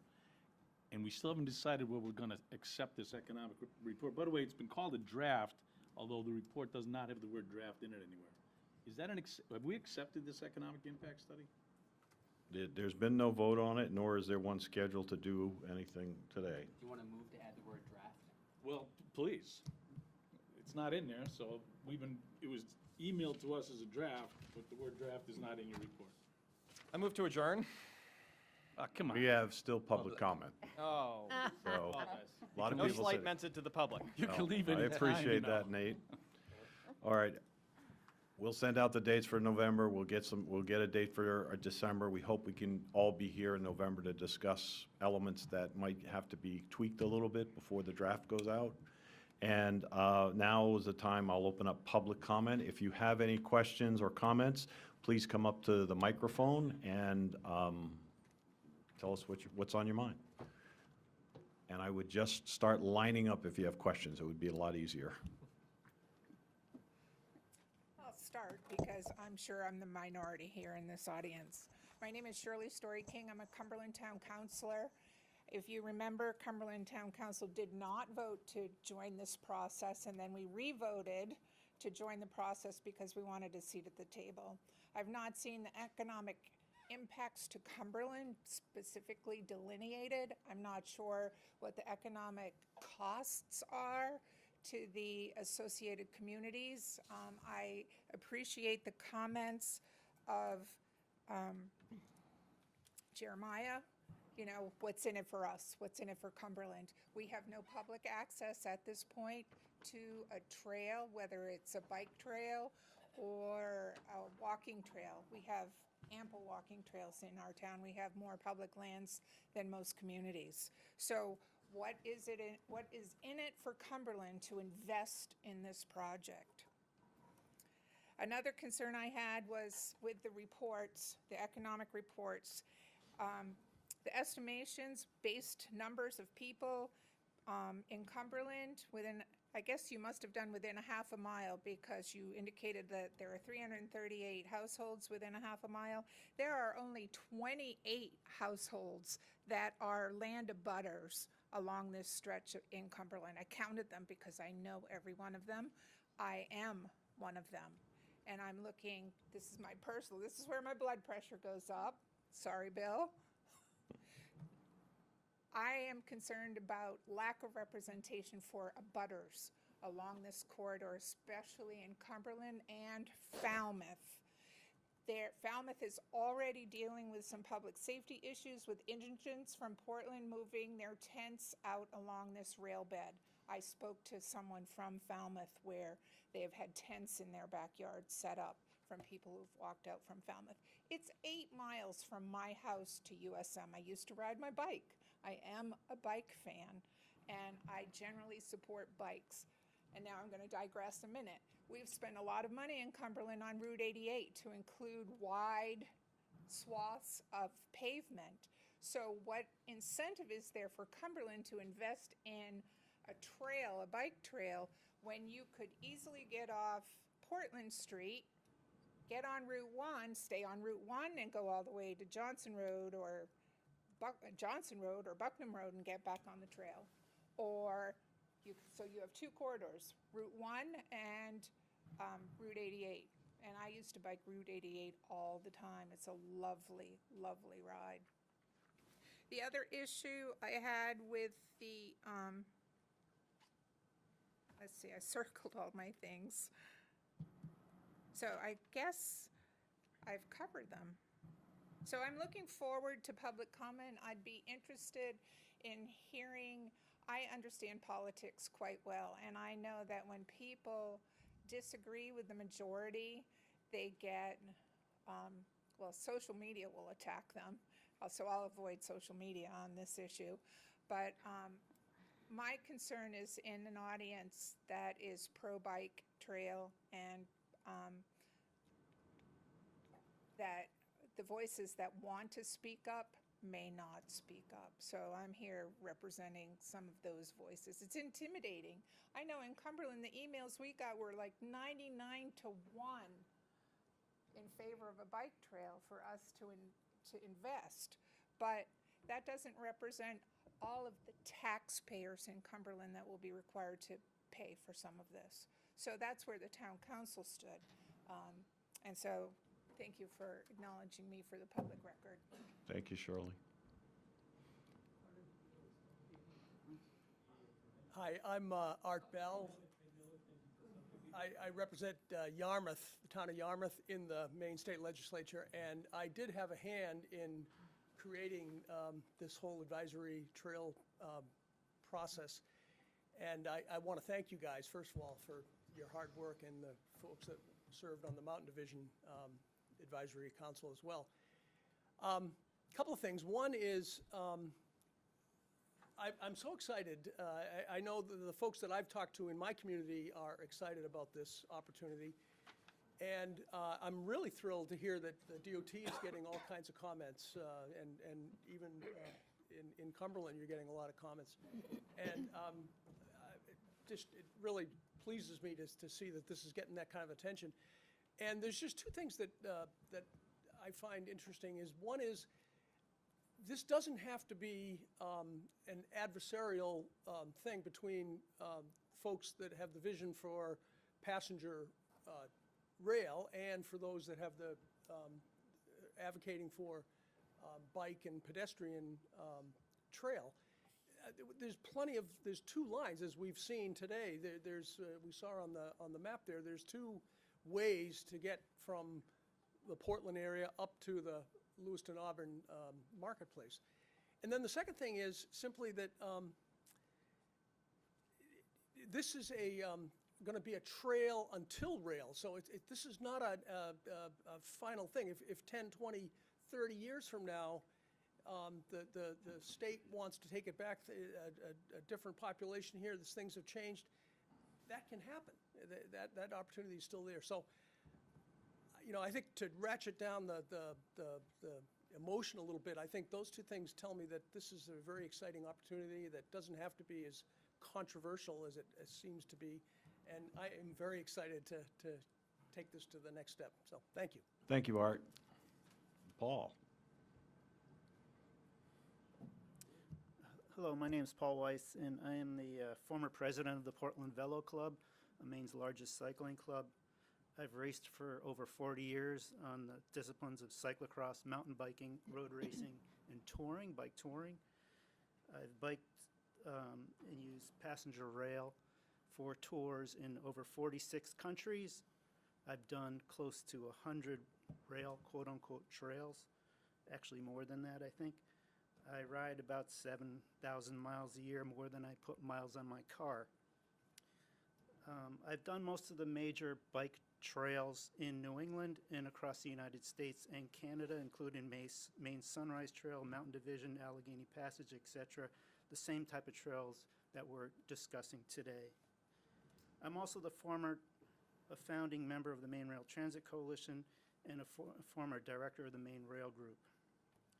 I find this study flawed in many ways. I'm a real biker. I can tell you hundreds of stories and hundreds of cyclists that I've interviewed, known, biked with, and how much money they spend. And these figures are highly overblown. Rail returns orders of magnitude. You understand that that's 10 times plus or more return on investment than any trail will do. I love bike trails. I mean, they're fun. Who doesn't like them? But we're making a decision on a piece of property that Governor Baldacci spearheaded paying millions of dollars for to develop a rail line, probably the most important real estate asset that's the narrowest slice of Portland in all of Maine, because it's flat, graded, and paid for by the public. To turn that into a bike trail is the acronym of buying a grand piano and using it as a coffee table in your living room.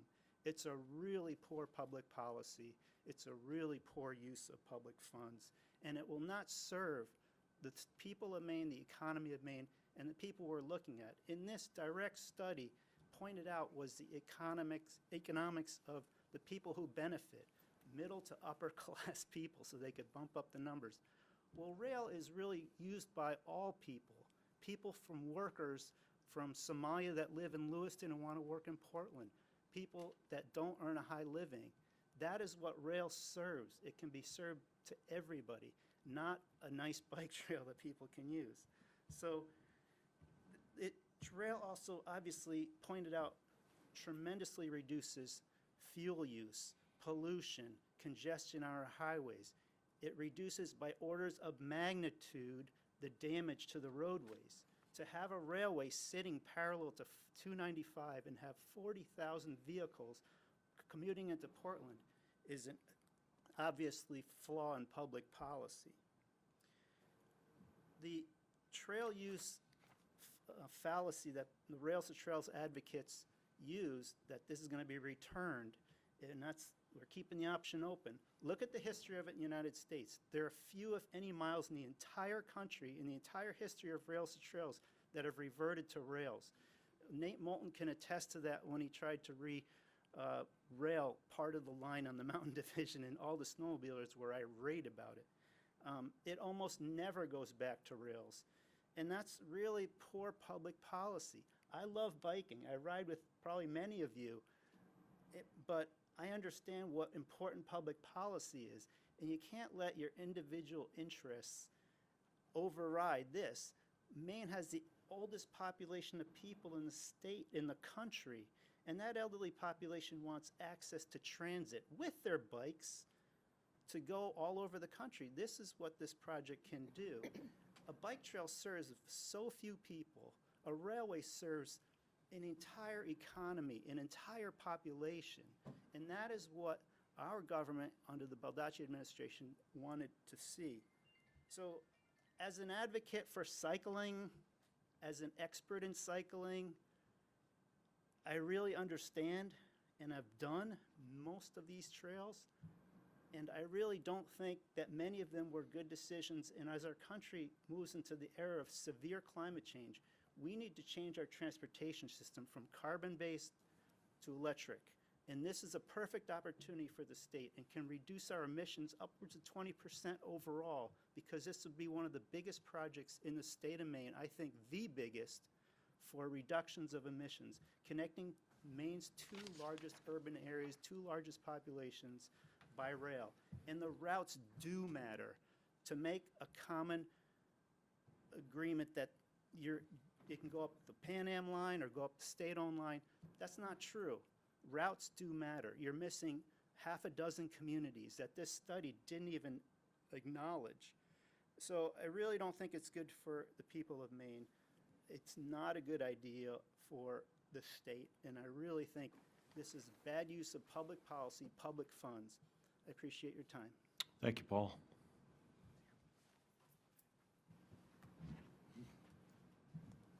afternoon. Can you hear me okay?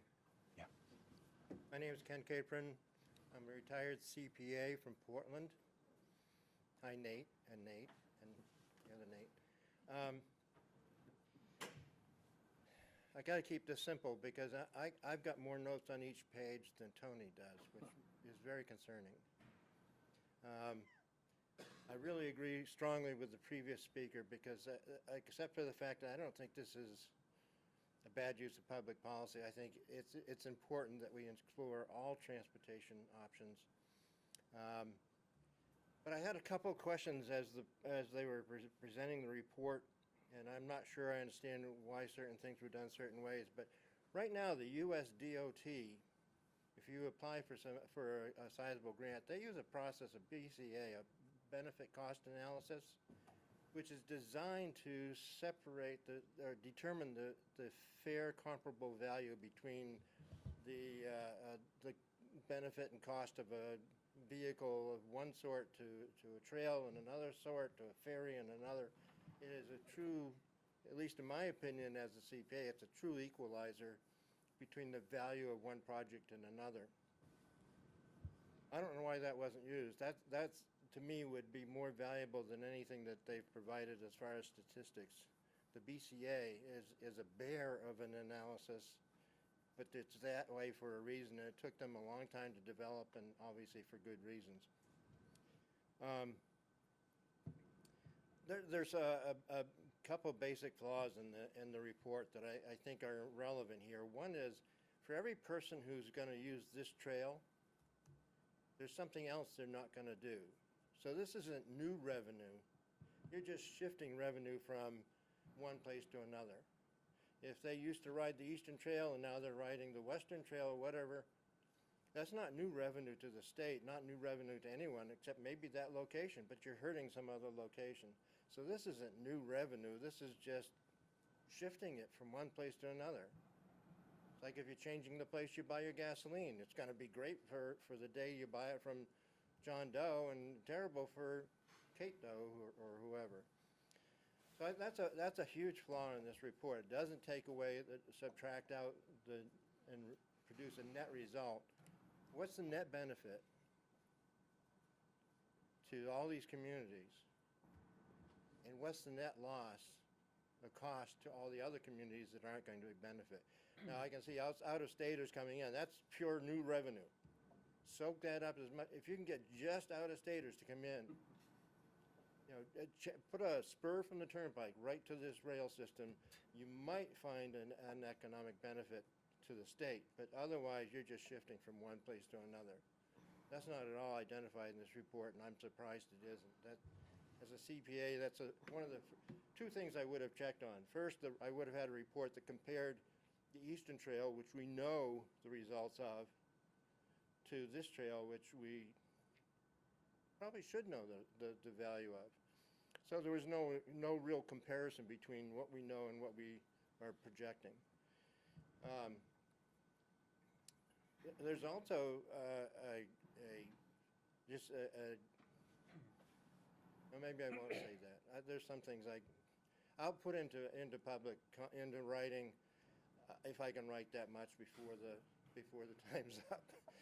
Seriously, there's a lot as a CPA I would have done differently in this report. Half mile just doesn't make sense to me. I understand that they're trying to reach for every bit of revenue, but I live in Portland. The freight line runs right next to Riverside. And I'm right in that neighborhood where every day, 3 or 4 or 5 times a day, one train goes through and they toot their horn regardless of the hour of day. And I don't know a single person along that corridor who thinks that their property value is better today because of the train. I don't know if you put walkers on there, they'd have to, of course, scramble over the homeless people. But I don't see that would add revenue. So I'm not sure that bikers and hikers are going to add a lot of revenue. Why aren't they using it today? But I'll stop right there. I think there needs to be a different analysis of this. And I'd recommend taking a good hard look at the BCA It's what the US DOT is basing all of their decisions and grants on, and who's gonna fund this project? It's gonna be the US DOT. They're gonna want a BCA, period. So, thank you very much. Thank you, Ken.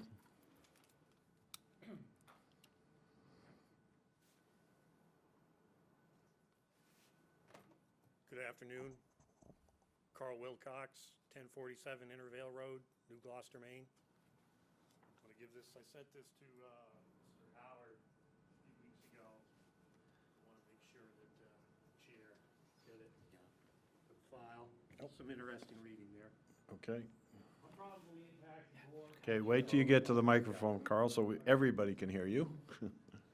And you might have to lean down a little bit, you're pretty tall, so. I probably have more history than anybody on this railroad, and I probably impacted more about this decision than anybody. Basically, I was born where I live now. And this railroad came through in 1845, and it was granted by the state charter, the power of eminent domain.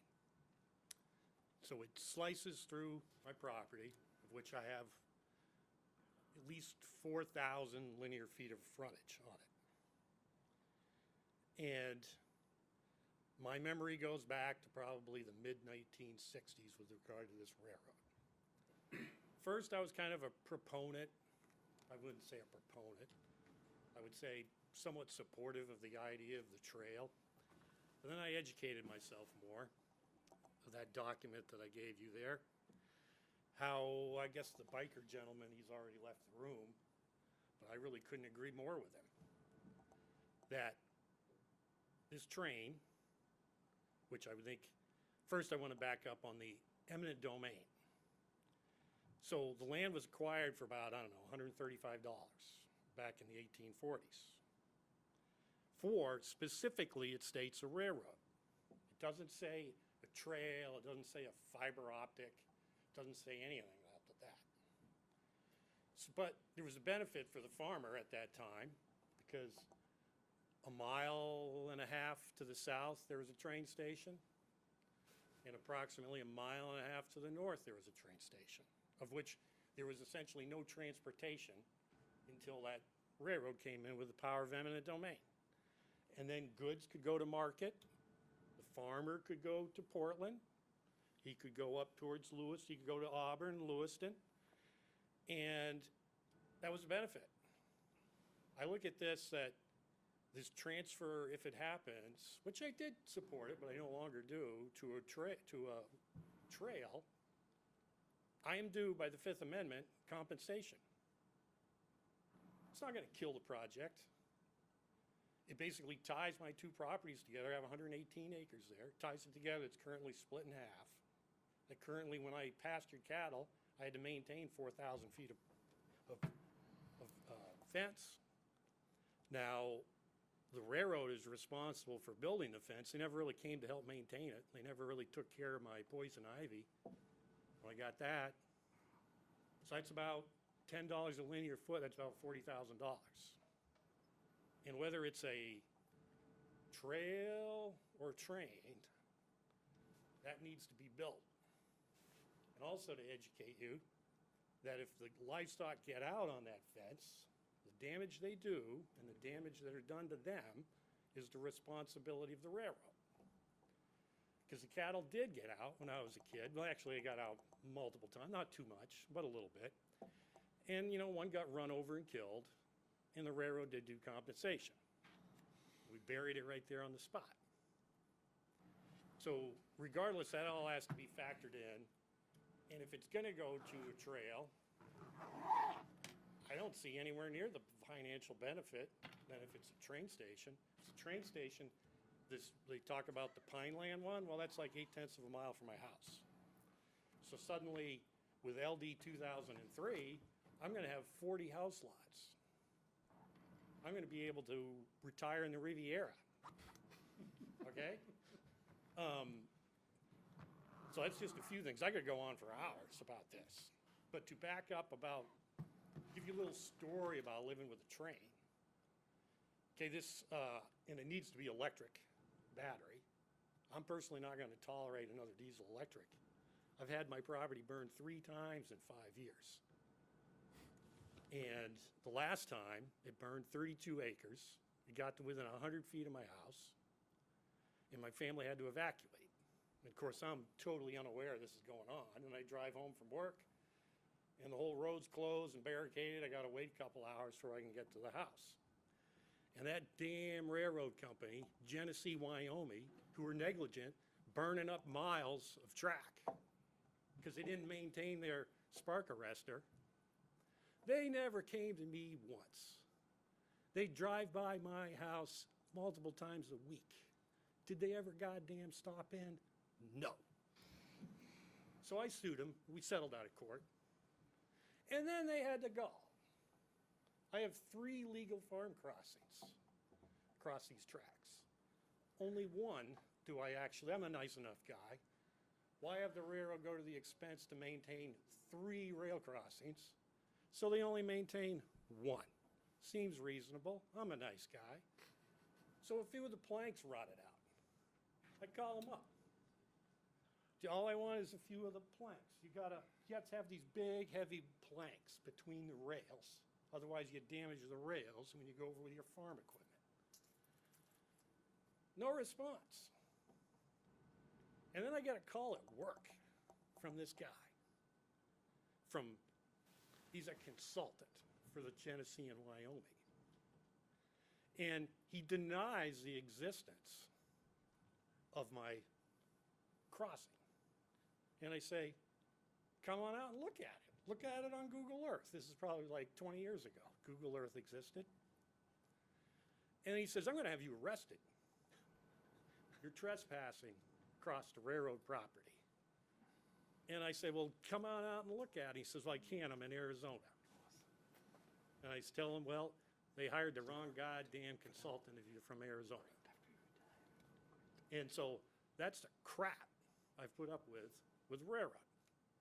But I still think to this day, a passenger rail, commuter rail, is going to be much more beneficial than having, a bunch of wealthy people that live relatively close to Portland ride their bike down. They can take, the state could take by eminent domain, a strip of land down, Middle Street, Portland Street, Route 9, Presumpscot Street, and you can have a bike path right down there. Just as easy.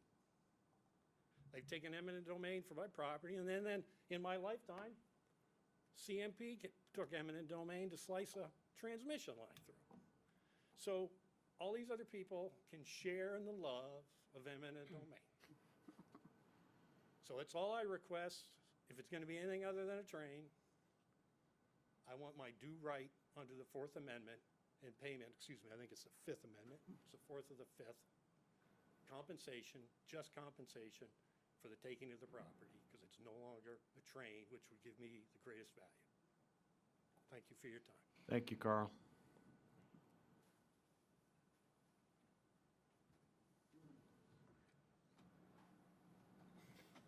Good afternoon, Chair and other members. John Cashmar, Executive Director of the Eastern Trail. I did have the privilege to give a presentation to this group at an earlier meeting, so I appreciate that, and I appreciate the opportunity to speak again.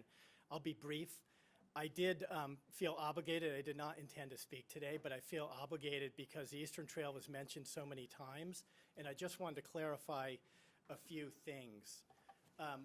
Our economic impact study that was done in 2021 by Camoin was actually supported by Southern Maine Development and Planning Commission, a reputable entity. It was suggested that it may be otherwise. I have 100% confidence in that work. I'll also say there was reference to municipalities having to burden the costs of building trails, whether they're recreational trails or transportation corridors. Our Eastern Trail is not just a recreational trail. It's in fact becoming a much more significant transportation corridor from Portland to Kittery. Our goal is all the way Portland to Kittery. We're closing gaps. We're doing considerable work towards it, and we have considerable demand from people that want to ride their bike to work, run to work, walk to work, ride their horses places. We have horse users on the trail. There are many ways to get around via transportation. So I think there's a little bit of a misnomer about trails being for wealthy people. It is true that bikes can be very expensive, but I can tell you every day I talk to people using our trail, the Eastern Trail, who are not super wealthy, who have no ulterior motives, but they're getting exercise, they're getting outdoors, they're enjoying the state of Maine year-round, increasingly on the Eastern Trail. And we know we have 250,000 users on that 22 miles that was pointed out earlier, representing $44 million annually in impact.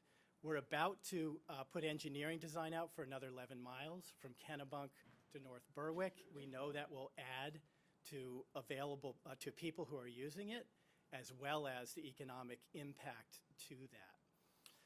I wanted to briefly mention the homelessness issue. There was some of that raised by folks. The issue is with homelessness is not to blame on the trails, not the trains, not the bikers, not anybody. It's in fact an affordable housing problem in the Portland area. And people are going to live in the woods regardless of whether there's a trail or not. When we have people who are homeless and end up on the trail, they don't want to be there. We don't want them to be there. We help them get housing. The city of Biddeford, I mentioned, has been incredible in housing people who are unhoused. So it's a bit of a misnomer that the problem is the trail. It's not the trail. It's the lack of affordability in the city of Portland and around Portland. And I know other municipalities are experiencing this now too. It's a Southern Maine issue. The last point I wanted to raise, and I know there's been some reference to a particular engineering firm. In full disclosure, we have worked with that engineering firm on 2 DOT PPI studies, which we're very thankful to have, looking at Biddeford-Saco to get new off-road trail through that 3-mile section of Biddeford-Saco. We've also used that engineering firm for Kennebunk to North Berwick for feasibility. We will do more feasibility in the southern part of the state to get from South Berwick to Kittery. And I want to say, and I'll address it because I feel strongly about this. VHB was selected in a competitive process because they're an excellent firm and they've done excellent work. And I stand behind everything they've done for us and other consultants that have worked with them. So I just wanted to dispel what we heard earlier about that issue. I find that highly offensive and inappropriate discussion. I'm always available to be a resource. Every day I run a trail with help. I have a staff member here as well as a long-term board and lots of support from others. We see what trails offer. We see the value. We see the incredible demand. We hear it every day. This isn't just the Eastern Trail, but across the entire state, there are folks working on trails and municipalities. And sorry, I did neglect what I wanted to mention about payment in municipalities. The municipalities along the Eastern Trail have invested very little dollars. They've invested significant effort and maintenance, but very little dollars, and we continue to go down that path. Most of our money has been federal, not only DOT, although we're appreciative of DOT monies. We recently got a significant slug from HUD under an economic development initiative. There are other monies. It does not have to be a municipality. We need the municipality there to help manage the trail, run the trail, make decisions about the trail, and I would suggest some entity that represents the municipalities to do that. Always glad to act as a resource if I can be helpful. Greatly appreciate the opportunity to speak to all of you, and thank you for that. Thank you, John.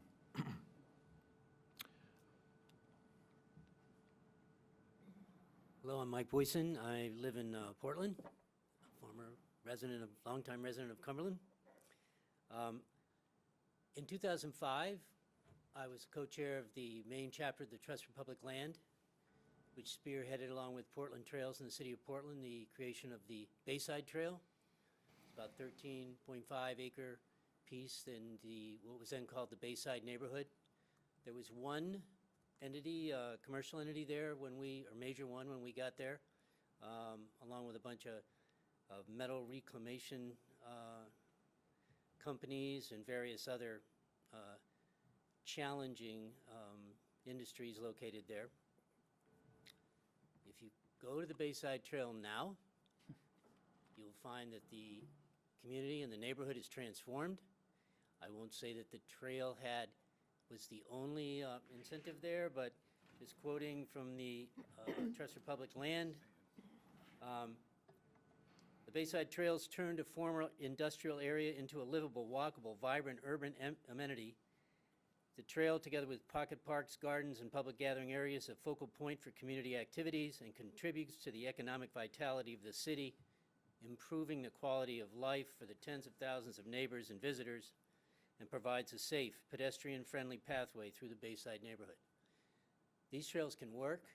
They can be a benefit to such a broad spectrum of stakeholders. This was a former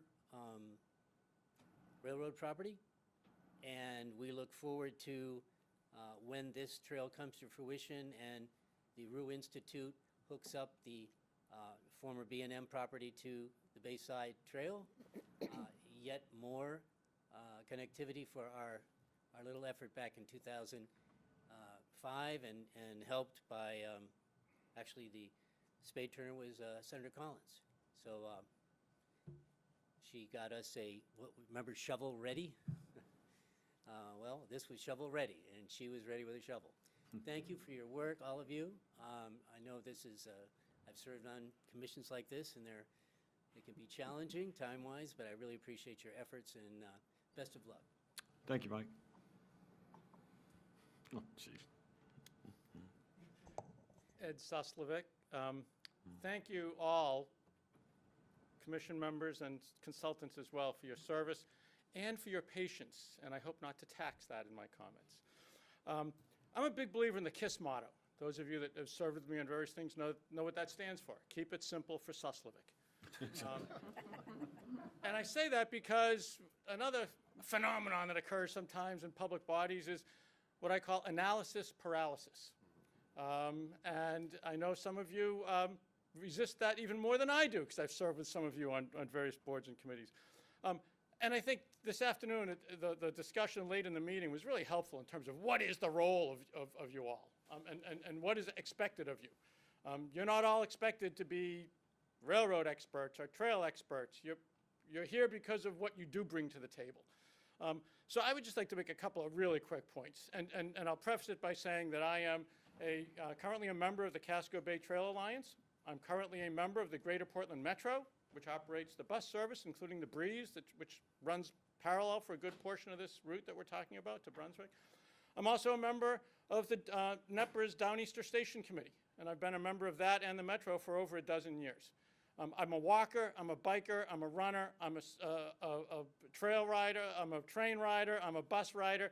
As former Commissioner Bernhardt said, I'd like to say that I'm modally agnostic. And I believe that we should be investing in modes that are most appropriate. Just a couple of quick points. If we want to run passenger rail Portland north towards Lewiston, Auburn, onto Waterville and Bangor, onto Montreal, we can do that and still build the trail on this corridor. The Amtrak Downeaster runs 5 round trips a day between Brunswick and Boston. In fact, I crossed the tracks on my way over here. From Yarmouth Junction to Haverhill, they run on now CSX tracks, 5 round trips a day.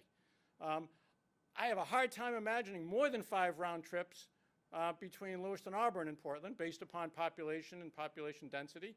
So I think it's safe to say that if we can accommodate 5 round trips from here to Boston, we can probably accommodate 5 round trips without a whole lot of fuss between Lewiston, Auburn, and Portland.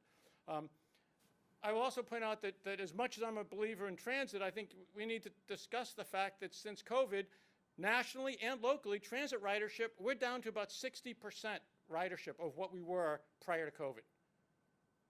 There's several reasons for that, but one of the biggest is that commuting patterns have changed dramatically. Work from home, working virtually is for real, and it's here to stay. Ask any employer that's trying to hire people, and they say, you have to come into the office. Yeah, watch me. I'll go over there and I can work from home. So I think we need to take that into account. Yet at the same time, and this is my last comment, I promise. I can tell you're looking at is Outdoor recreation, outdoor transportation modes exploded and is staying up there from COVID. Ask any bike store, go up to LL Bean with the cross-country skis. You can't find outdoor recreation equipment. Trail usage exploded. In Portland, I remember we were worrying about overuse of the trails during COVID. Okay?